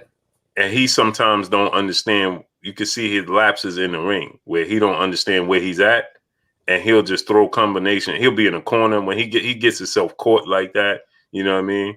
That'll be his downfall in Virgil Ortiz. But if he was able to stay disciplined for 12 rounds with his gifts, he'll give him problems right now too. You know what I mean? Yeah. Demetrius Bright. Yep. Demetrius Bright, brother in the super chat, dropping that dub on us in the super chat. Salute to you, great brother. We got Son Murray, my brother in the super chat, dropping that half a dub on us in the super chat. He said, listen, Boots is good, but we still don't know if he can take a punch. He hasn't been tested yet. Man, he took a couple of clean punches the other night, great brother. For sure. Yeah. A couple of clean punches, man. It don't take much to be able to identify when we see the goods. And we didn't quit. He was still throwing them. You know, them overhands was what was catching Boots. Like, you know, because he wanted to finish them sooner. You know, you could tell he wanted to finish them sooner, but the overhands were still coming. And on top of it, he got caught a couple of times. Sergey Lipinets is not a light puncher. Actually, Ron Peterson. You know what I mean? He ain't a light puncher, man. He buzzed Mikey a few times. Like, so, you know what I mean? He got power, man. He caught Boots clean a few times, and he ain't even flinched. So we got that into consideration. Like, we can't see we get this misconstrued when we start talking about, man, this dude ain't got. We got to see him take punches as if he's just supposed to stand there and just take punches before we can say the dude got the chin. Like most dudes like Roy Jones, Floyd Mayweather, Sugar Ray Leonard, you ain't gonna see them just taking glimpses. It's the glimpses that you see to let you know they got a chin. You know what I mean? Errol Spence ain't in there. Terrence Crawford ain't in there just taking punches, just punches. Like, that ain't happening. It's glimpses. You know what I mean? Emmanuel H., my brother in Super Chat, once again, he said, I think EJ will take the fight when it's offered. I don't see Bud doing the same. I don't know why, but just a feeling. Yeah, man. Did y'all? You going to that fight? Which one? 4th of July weekend. Oh, EJ? Yeah, him and for sure. Yeah, when he fight Ugas, yeah, for sure. Okay, I'm gonna come down there. Yeah. Oh yeah, we're gonna link up. Oh, for sure, I'm going to that. Yeah, I my pops live in Texas, in New Boston. Oh, what? Yeah, we got family down there. Oh yeah, for sure. I'm there. We there. Got to be there. All right, I'll be there. I'll be there for sure. Hey, Kurt. So what you think about Rashidi Ellis versus Ortiz, man? I know he got them lapses. You don't like those lapses he had. Yeah. I hate fighting with mental lapses, man. We saw that on Saturday. We'll talk about it though, but that's the worst trait a fighter can have. A fighter must have that intangible. He must not have any mental lapses, because you can be a good boxer, but that one split second you make a mistake and boom, the fight is over. I wouldn't trust Ellis against Ortiz. Rashidi will cause him some problems, but it has to be a fighter who's smart, reflexes, footwork, ring IQ very high with no mental lapses, man. So I think Virgil will catch him later. But I like Ellis. I like his speed, but I have to see more, so I give him the benefit of the doubt. You know, I mean, a fighter can't help it when he has slow feet, because now you're talking genetics. I mean, that's something you got to be born with. You watch Pernell Whitaker, you know, you watch certain fighters who can dart in and out with their feet, man. I'm going to tell you something real quick. You know, I sucker people into betting on Canelo and Mayweather because they was asking me, everybody, and they was like, I don't know, Kirk, man. Canelo is different. And when I saw the Trout fight, Blue Carolina in chat, I said, man, Mayweather gonna rip him to pieces. The fight, it will not be competitive because I study a lot. And I was like, man, his feet is slow. So I was like, yeah, I was telling Canelo fan, I said, yeah, I think you should bet on this one, man. I think he might get Floyd. And they was like, you think so? They said, yeah, you see what he did to Mosley? He got quick hands. Even Shane Mosley said, the one of them 24/7, this what did it. Shane Mosley said, Canelo is a lot better than what Floyd thinks. That's what Shane, I said, thank you, Shane. People said, you know anybody taking bets, Kirk? I said, yeah, me. And he said, you betting for Floyd? I said, yeah. I said, yeah. I bet people on my job, I bet like 9 people. And after I got finished, I needed a wheelbarrow. I cleaned up, man. For real, I cleaned up. And I played dumb because I was like, man, Floyd looked good. A 36-year-old welterweight, man. And I was like, wow, man. But I knew all along he was going to beat him when I saw the Trout fight. Mm-hmm. Salute to BFTB Boxing, my brother in the super chat. Go subscribe to my brother BFTB Boxing. Drop the link, King, in the super chat. He said, the legend, the boxing historian. Salute to you, Kings. Salute to you, great brother, man. And drop the link. One Main TV, that's Carolina Ryder. They're like, who's that in the middle? That's Carolina Ryder, the great brother, bro. I saw him. What's going on, great brother, in the super chat? Errol's best chance to beat Ennis is to fight him now while there are small spots of inexperience. Yeah, that you could be right, bro. Could be right. My brother BLTV Boxing back in the super chat. He said, I made 3 G's on that Canelo fight, Kurt. he cleaned up. He cleaned up, man. Jim said, Andre, brother in the super chat. He said, is it true about Bob Arum contracts? I mean, I think they all have some sort of contracts that are favorable to the promoters. Jim said, Andre, a favor to the promoters and the networks. All you got to do is look at Canelo's situation with Oscar De La Hoya and Golden Boy. That's all you need to know. Canelo said, man, there's stuff in there I ain't even know about. Eye of the Tiger, what's going on? He's like, man, once I went and they don't all do their due diligence. They don't all do their homework. Mm-hmm. But another thing about footwork, real quick, there was a wide receiver. Oh, go ahead. Just think about this, right? Teofimo Lopez, Carolina, he signed another 3.5 years to Top Rank. Mm-hmm. That's 3.5 more years. And Bob ain't the one, Like, yeah, he ain't playing them games. He ain't the one. He's stubborn. So it's like you take it or leave it. Yep. Well, go ahead, Kerry. What you was gonna say about the footwork? There was a wide receiver for the Steelers, Lynn Swan. I'm backtracking a little bit. He made great catches because he used to take ballerina classes and people used to clown him, but look at the catches he made. So footwork is important, but Bob Arum, man, played by a different set of rules, man. He's from a different type of school, but Bob is upset because he felt that Teofimo showed him up. And Bob saying very quietly, I'm going to get the last laugh. So, you beat Cambosis. I'll do what I have to do, set up that Haney fight for you. That's what he said. Yeah. I think he outsmarted Bob, and Bob ain't like it. He ain't like that. He outmaneuvered. Mm-hmm. He went. Look, I'm with Kurt. I'm for the fighter. Like if you or anybody, when you can get your money, man, get your money because you don't know how long whatever lasts, the sport or whatever. Life happens in a lot of cases. Like look at Earl. Earl, we lucky to even be seeing him fight again. You know what I mean? So.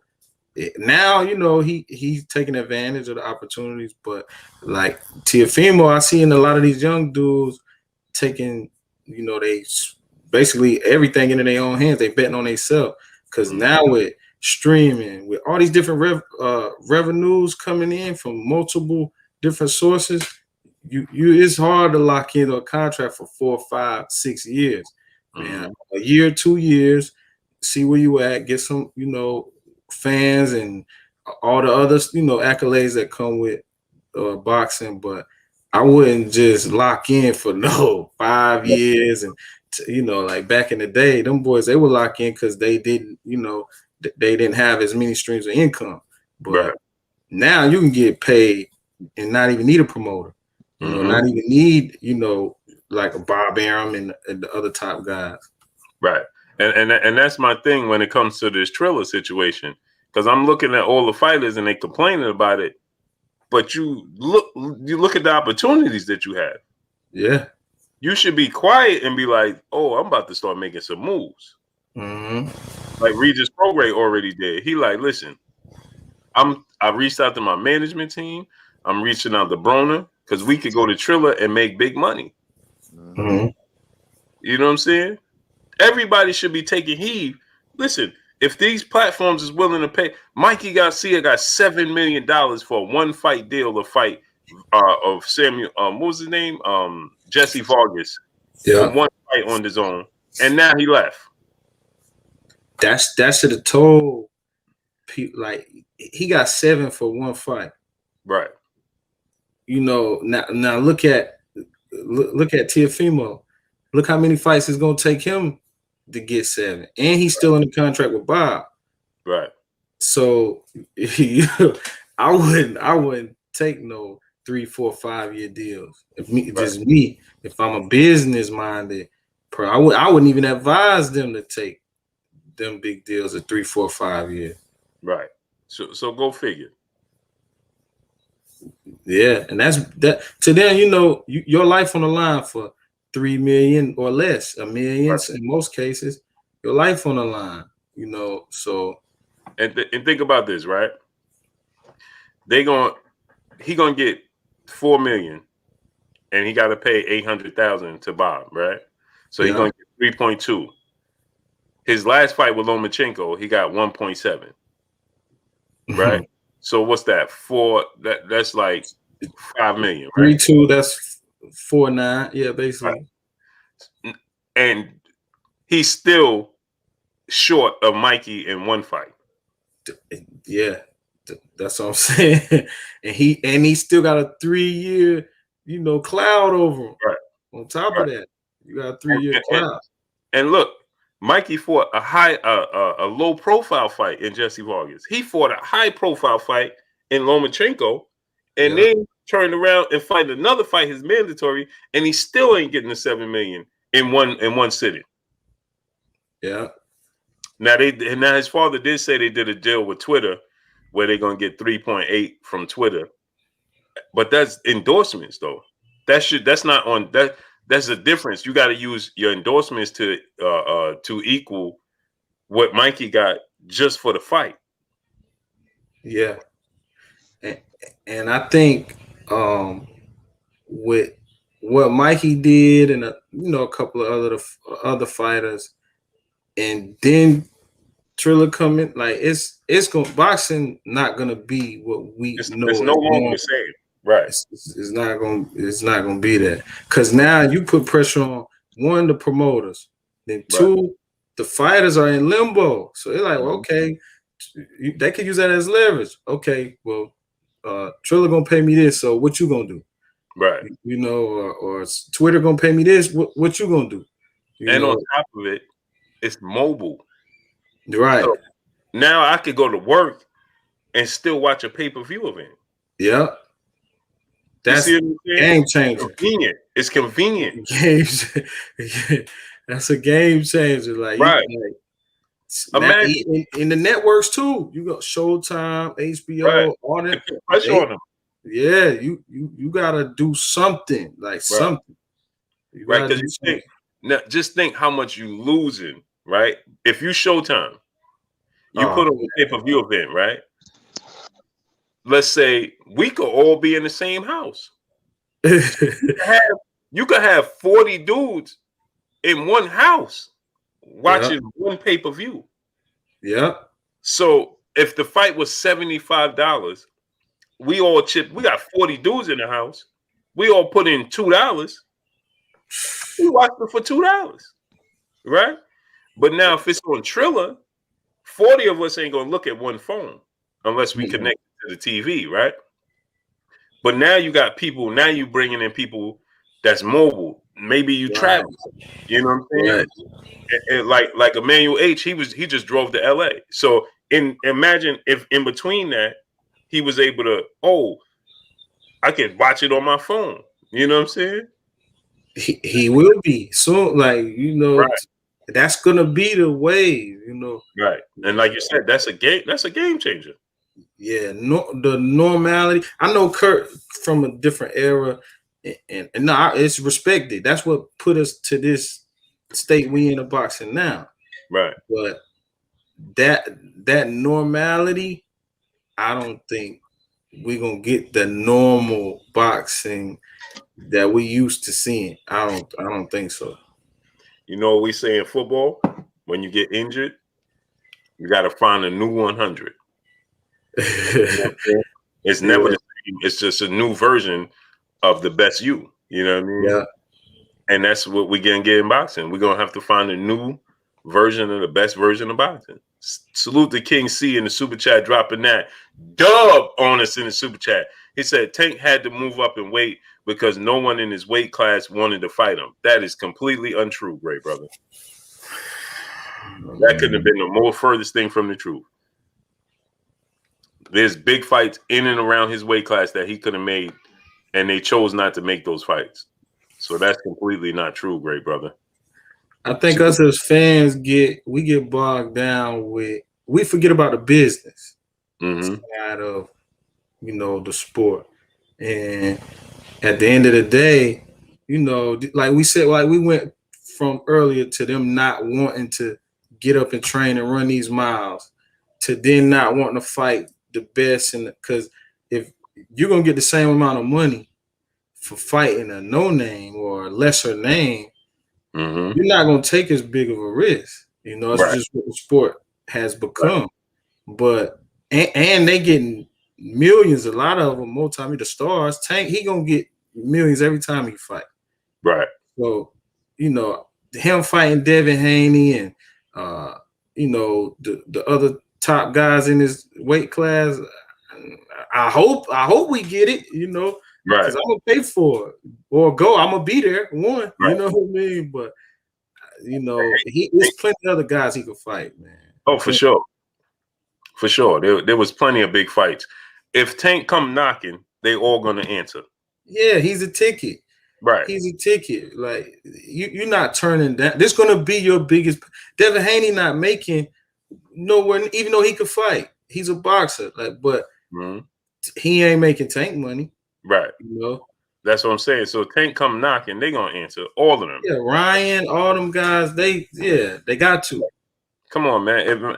Imagine if he was in the same weight class as Oscar Valdez. Yeah. Oscar Valdez is gonna come knocking. Yeah. Oscar Valdez is like they say, you need a Mexican boxer, right? That's why Mario Barrios. Oscar Valdez is a bigger star than Mario Barrios, and he's a 2-division world champion.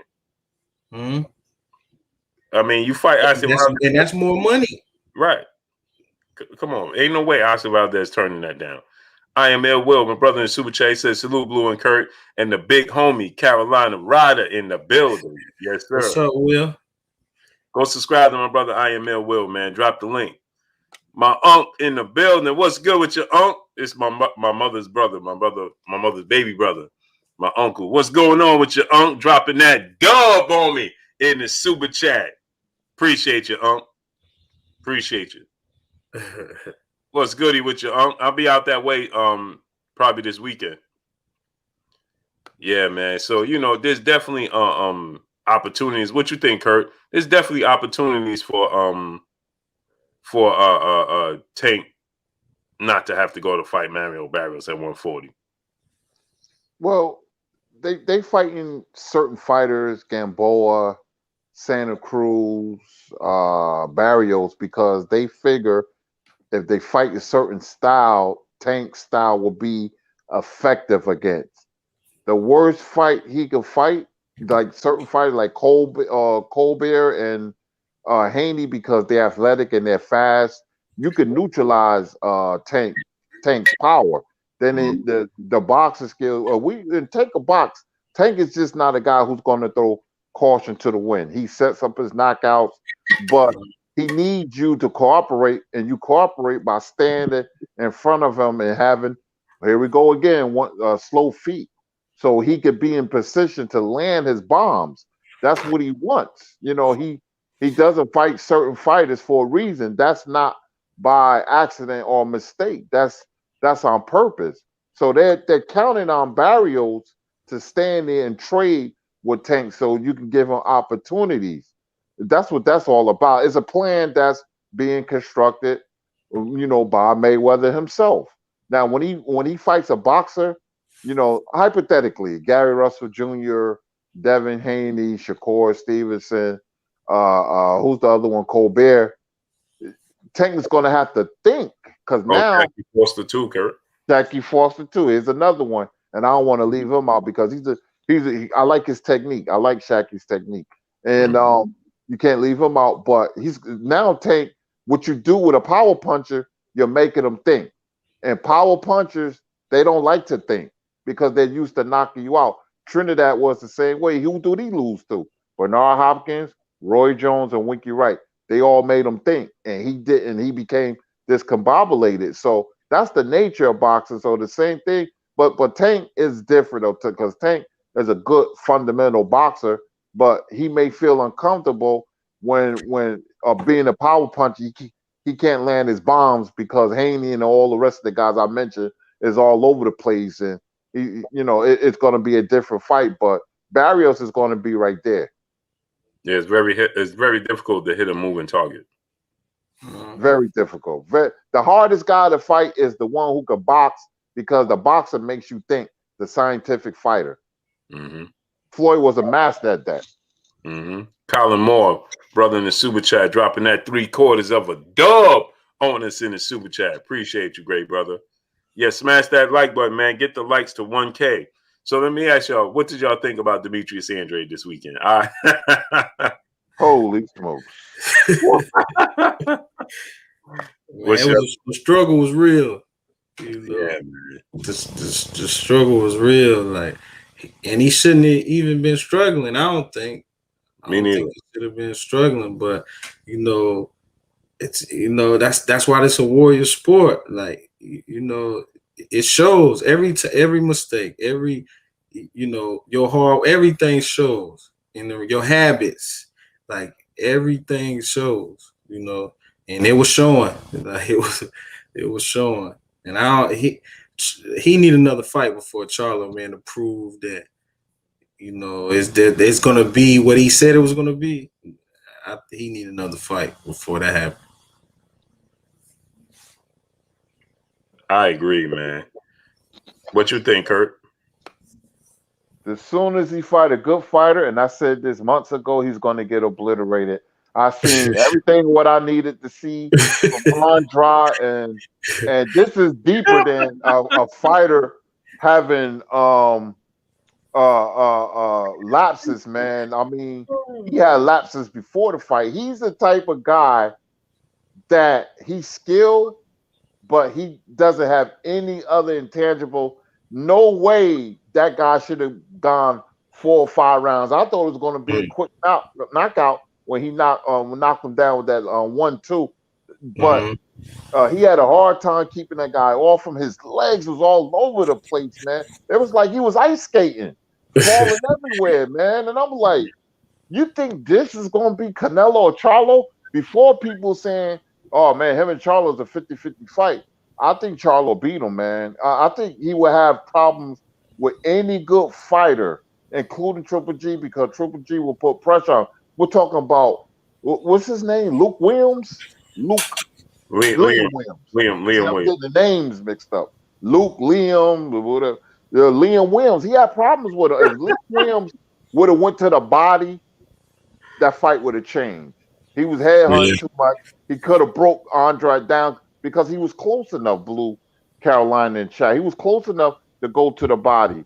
And Andrade's legs was just, I don't know. And I was like, you know what? This is people will show you who they are. This is what Andre is. He would never get better. His stance is too wide. I don't like him all over the place. He had this weird thing where he ducks to the left and ducks to the right. It looks real awkward. And I said fighters will pick up on that, like Canelo and Charlo. So when he fight a good fighter, expect an uppercut when you fight Demetrius Andrade, man. I think Demetrius Andrade was lose, and don't be surprised if he gets knocked out because he was hurt real bad in the third round. Liam Williams didn't pick up on it. His whole body jingled, did a little dance. I was looking right at it. I said, he's hurt bad, but Liam didn't pick up on it. So, I was high on Andrade when he beat Willie Nelson, man. But that fight with Cal K, I said, this is who he is. We make excuses for him, but he's going to lose as soon as he fight a good fighter. Yeah, I was saying maybe it was the 14th month layoff. BFT Big Boxing, my brother in the super chat once again dropping a dub on us in the super chat. He said, "Here's a little money I made from that pack fight too." I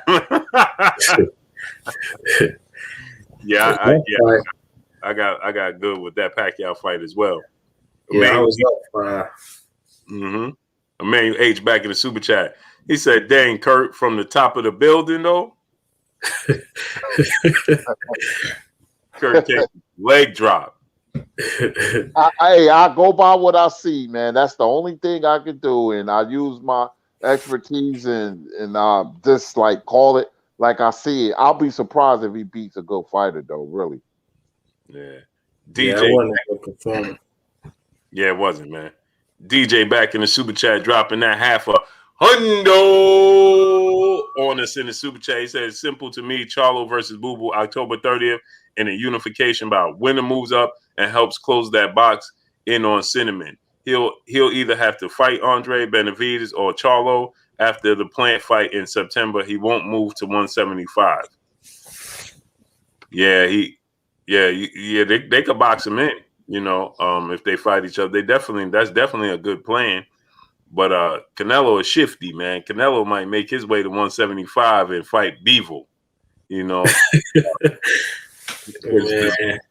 It's a hard fight, right? But Beevil gets hit, man, and I didn't like he's been inactive. It's like I think that's a winnable fight for him. Even the fight with Artur Beterbiev, like I think that'll be, it's a very risky fight, but Canelo could win that fight too. You know what I mean? So and people are willing to fight Canelo, so there's ways he might end up fighting Chris Eubanks in the UK. You never know, man. We never know. TB Rice, brother in the super chat once again. No fight before Charlo. He 34, door closer. Yeah, man. Andre is 34, man. I was like, man. And then did y'all see that after the fight was over, that impersonation he did at DMX? Horrible. Oh, yeah. Come on, man. You can't do that. Yeah. I just think it was weird. He's weird to me. That's why I'm laughing with the Captain Crunch shirt he wore before and all that. He struck me as strange. Yeah, man. He was just like, I'm like, what are we doing here? Like, what is this? That was a little disrespectful. Yeah, like that was disrespectful, man. Yeah, like, bro, what are we doing here? Like, man, that was like, I was like, oh man, this guy. And Blue, you from New York, right? Right. Yeah, so all the, candle lights and block parties they've been having up there. Like my wife from Yonkers, like she from 527. You know what I mean? They knocked the buildings down now, the projects, but where DMX used to roam. But right, that's disrespectful, bro. Like, matter of fact, we gotta have some. I'm gonna ride my bike out there probably tomorrow. In Brooklyn at the Barclays Center. It's supposed to be at the Barclays Center tomorrow. Oh, okay. Another one for him. Yeah. Mm-hmm. Yeah, he shouldn't. I wouldn't. No, that was. I'm like, what is he doing? Like, come on, man. Yeah, I don't think he understood what DMX meant to a lot of people. Right. Like, you know, regardless of his who DMX was outside of music, Right. who he was as an entertainer meant a lot to a lot of different people. Right. It's like, so when he did that, I'm like, I didn't even know what he was doing, to be honest. I'm like, I didn't know what he was doing. And then when I started seeing people was talking about it on social media, I'm like, oh, come on, man. I didn't know he was trying to, I'm like, what? I'm like, what is he doing, man? Like, I'm like, oh man, come on, bro. We can't do that. Yeah, that ain't the move at all. Right. You know. And it's a ways like, or if you want to honor X, all you got to do is say where my dog's at. Clear as day. Man, he got so many phrases, like that wasn't it. Right. Come on. You know, and X a legend. Like he a legend, man. And fact. It's not like across the world. Right. He's a legend. He touched a lot of people, man. Yeah. But it was another question I was just gonna react y'all.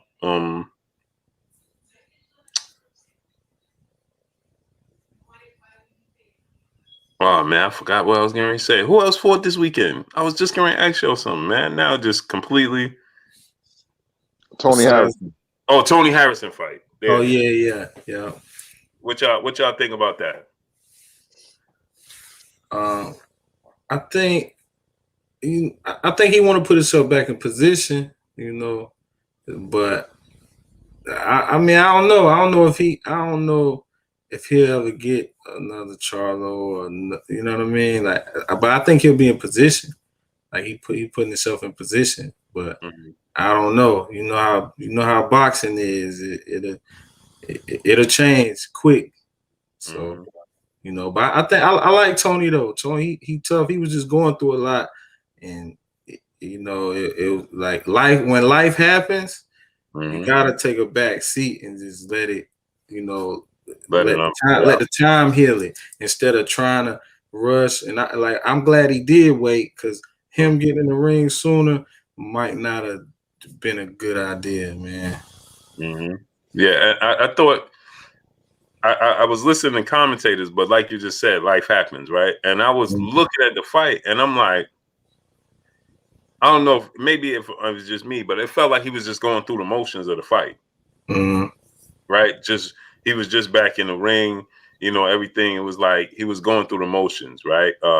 He was using his jab. I see LD is saying we're making excuses for Andre, but not. For Tony Harrison, but not Andre.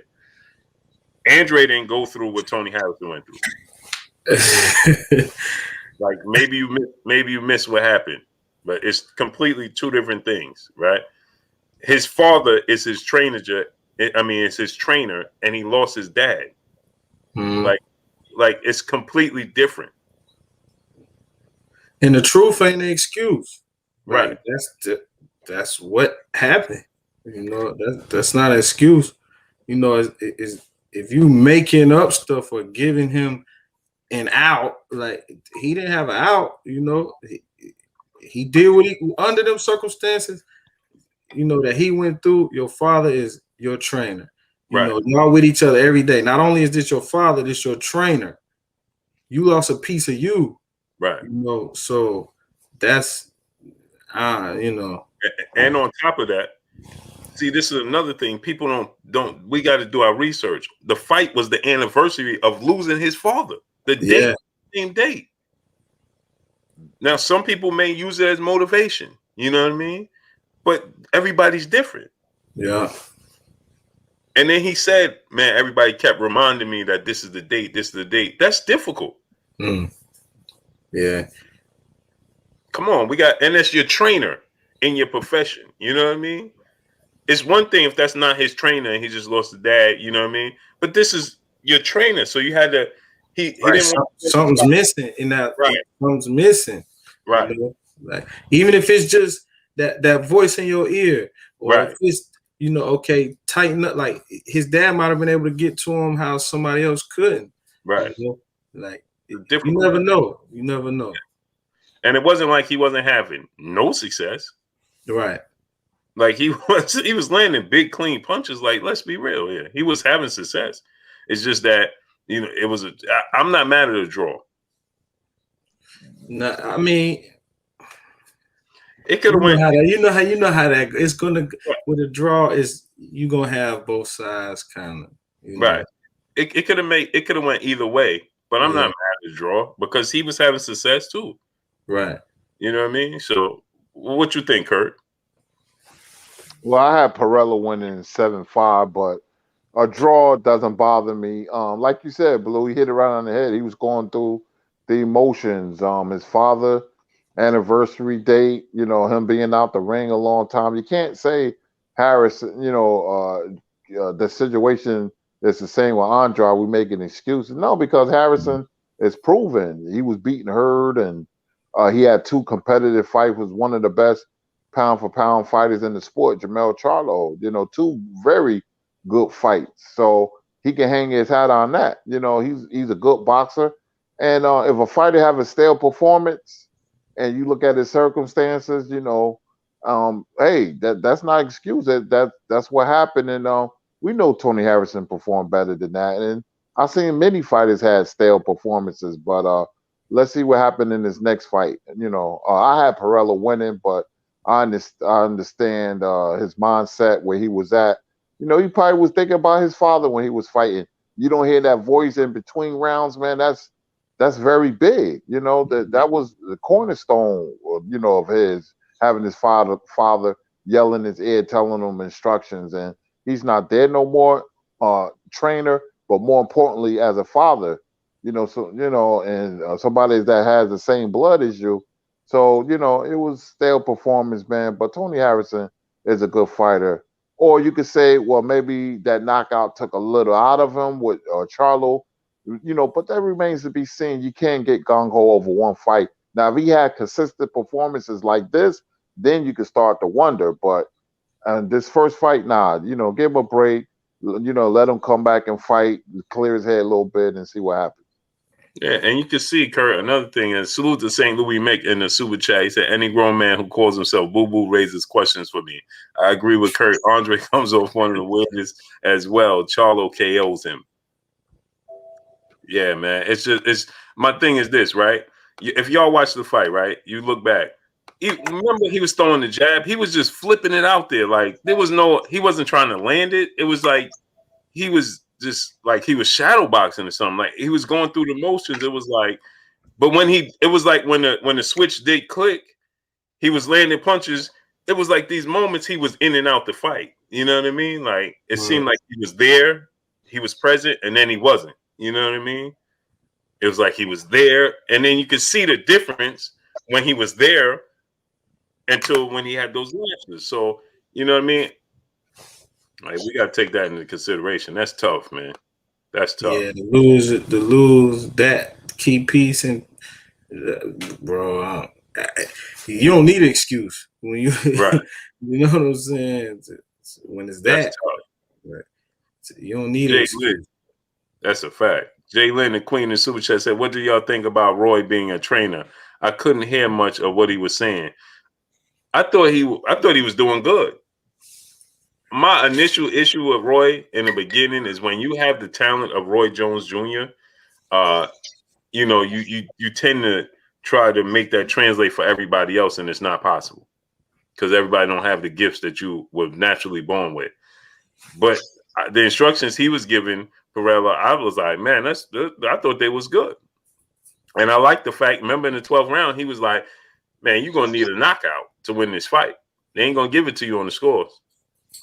You know what I mean? I don't like listening to the announcers, man, and like because what broke me at that is really with I forget the guy's name on Showtime, how he be dogging AB. Like, he let it be known that he don't like AB, and I rather when you're the analyst, to me, I think you shouldn't pick and choose on air. You know, don't, because you could sway the message either way. You know what I'm saying? Like just Right. voice what you're seeing, not your, you know, personal opinion. So I don't even like to listen to, you know. So I cut the TV down. You know, most of them, I want to have my own opinion on what just took place in front of my eyes. Right. I always watch the fight in replay. I watch it 3 different ways. I initially watch the fight with no sound. And I watch it with the announcers, and then I'll watch it again the next day, because you know, when you watch it the next day, you got a fresh mind. You know what I mean? I like to do it the next day at like afternoon, eating this, you know what I mean, eating my breakfast or something in the afternoon. I'm fresh minded. You know what I mean? And I watch it again to try to get a clear view. You know what I mean? So, you know, but yeah, I can't initially watch it with the commentating because they'll sway you.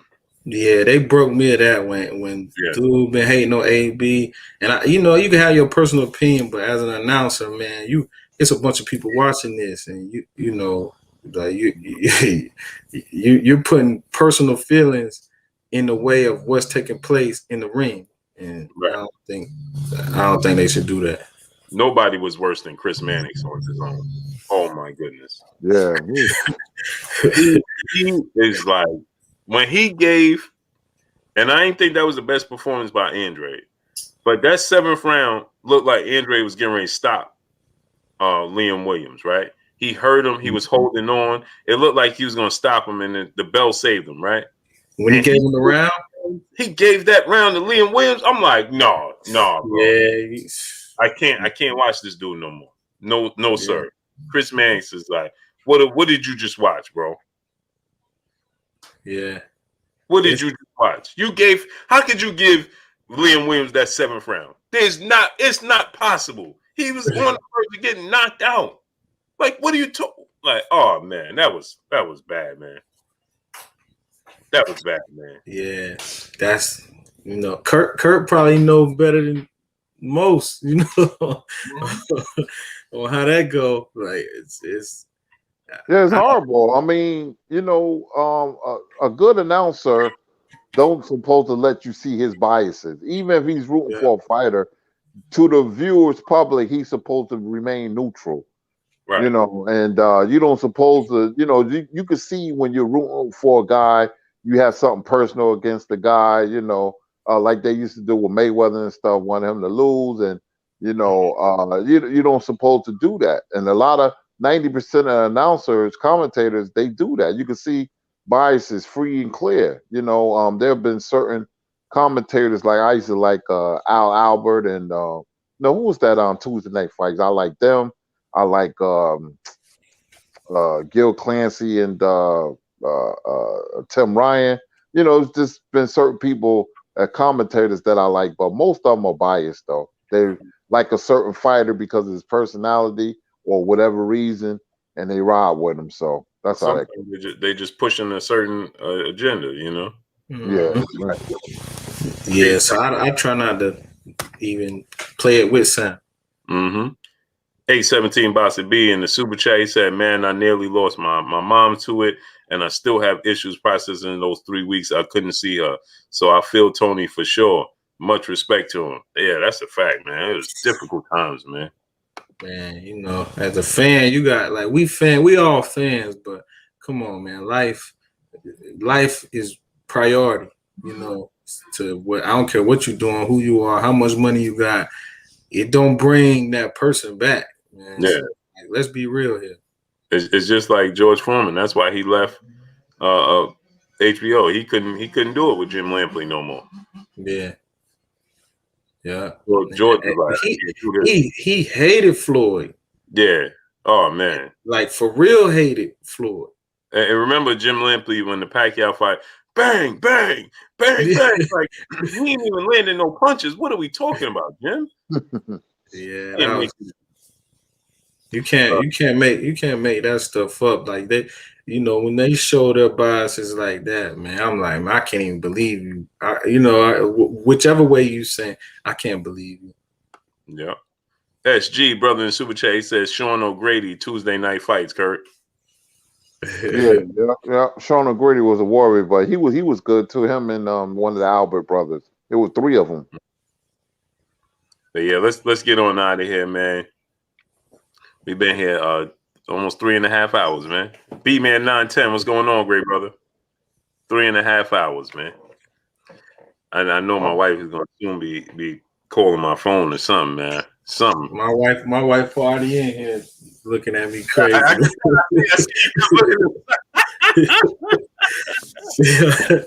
You know, we were supposed to go eat dinner. I put that on hold, man. Oh man. Don't blame it on Blue, bro. Don't blame. Nah. She knew what was going on. She know how passionate I am about watching the show. Then when I told her, you know, I was gonna be on the show today, she was like, "What?" Like, so she understood. Yeah, it's gonna cost me. I already know, man. I already know. I'm gonna have to pay. Man. Let the people know where you know what I mean, what you got going on, man, and everything, man, before you get out of here, man. Oh yeah, man. I'm a real estate investor. I'm Carolina Ryder, and I you know, I'm just, you know, making my way through everything else like anybody else, man. I ain't nothing special or nothing, you know, it ain't too much. I'm just, you know, paving the road. Yeah, that's a fact, man. Well, I appreciate you 1,000%, man. Showing love and supporting us, man. You know what I mean? That's love right there. Oh yeah, for sure, always. Yes, sir. And I'm gonna be hitting you up because, I'm about to pick your brain now. Let's do it. Whenever you're ready. Yes, sir. Whenever you're ready. Kurt. Hey, Carolina, man, it's been a pleasure having you on. You support the machine, which is the show, you know, and we're very grateful and appreciative. It's a blessing, and you know, everybody, you guys are patient. You guys are involved, man. I love the chat. I love looking at the questions and everything. You guys is funny, man, and we have a great show. Blue, man, this your channel is great, man. Like I told you before, you know, it's so great that other people feel a little way about you, man. So, you know, heavy is the head that wears the crown, you know, and that's a good thing, you know, because Blue's humble, man, and he's a good dude. It's a pleasure just being a part of the show. But anyway, thank you, everybody. We'll be back tomorrow with some more boxing talk. My name is Curtis Anderson, aka Kurt Sugar, and we will see you tomorrow. We got Emmanuel H in the super chat. He said, Carolina Ryder, my G, grind don't stop. For sure. I freeze. Hey, I don't mean to hold y'all up, but hey, listen, you know, I ain't never met him or whatnot, but I could tell just by in the chat, like, you know, he's solid. He's super solid. You know what I mean? Salute to you too, brother. Yeah, real always recognize real. Yeah, always. I had a Tiger said, that's the real Carolina Ryder. Come on, look, I can't win, bro. I can't. Who else? You know, I can't win, bro. Like, who else would it be? You know what I mean? Like, Jermaine Dean in the super chat, he said, will Nicholas get out of the first round versus Belinga? Navarrete versus Diaz. Who we like? I like Navarrete, and we're gonna get Demond Nicholson on the show this week.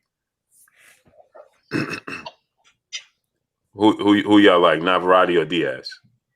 Navarrete. Yeah, I like Navarrete. He showed me a little bit more. Yeah, I like Navarrete too. But yeah, man, let's get on out of here, man. Go subscribe to my brother on the mic with Terrence Bailey Sr., man. He have a historic event coming up July 5th. It's going to be in the oldest community in Maryland, in Eastern Maryland. It's going to be a mural painted of the 5th of July. The 4th of July is going to be, you know, on the weekend. It's going to be the Sunday. So that Monday following is the 5th of July. And it's going to be a mural painted. You could go to On the Hill on Facebook, and you could donate and subscribe to the event that they're trying to place on. It's going to be Operation Frederick Douglass on the Hill. It's a historic mural being painted by world famous artist Michael Rosado, and commissioned by the Frederick Douglass family. It will be placed in the oldest African-American community in the United States in the Hill community of Eastern Maryland to be unveiled July 5th. Please support an effort in donating the $50,000 goal to Operation Frederick Douglass on the Hill on Facebook. Follow and donate there. Also, every Sunday, 4 p.m. to 7 p.m. Eastern Standard Time, it's with a Z, yours with a Z radio. You can check them out, live975.com, and go subscribe to my brother, Terrence Bailey Sr. Y'all already know what it is. It's your boy, Blue Blood Sports TV. Hate, like, comment, and subscribe. You haven't subscribed, hit the subscribe button, hit the like button, hit the bell icon to get all the new notifications.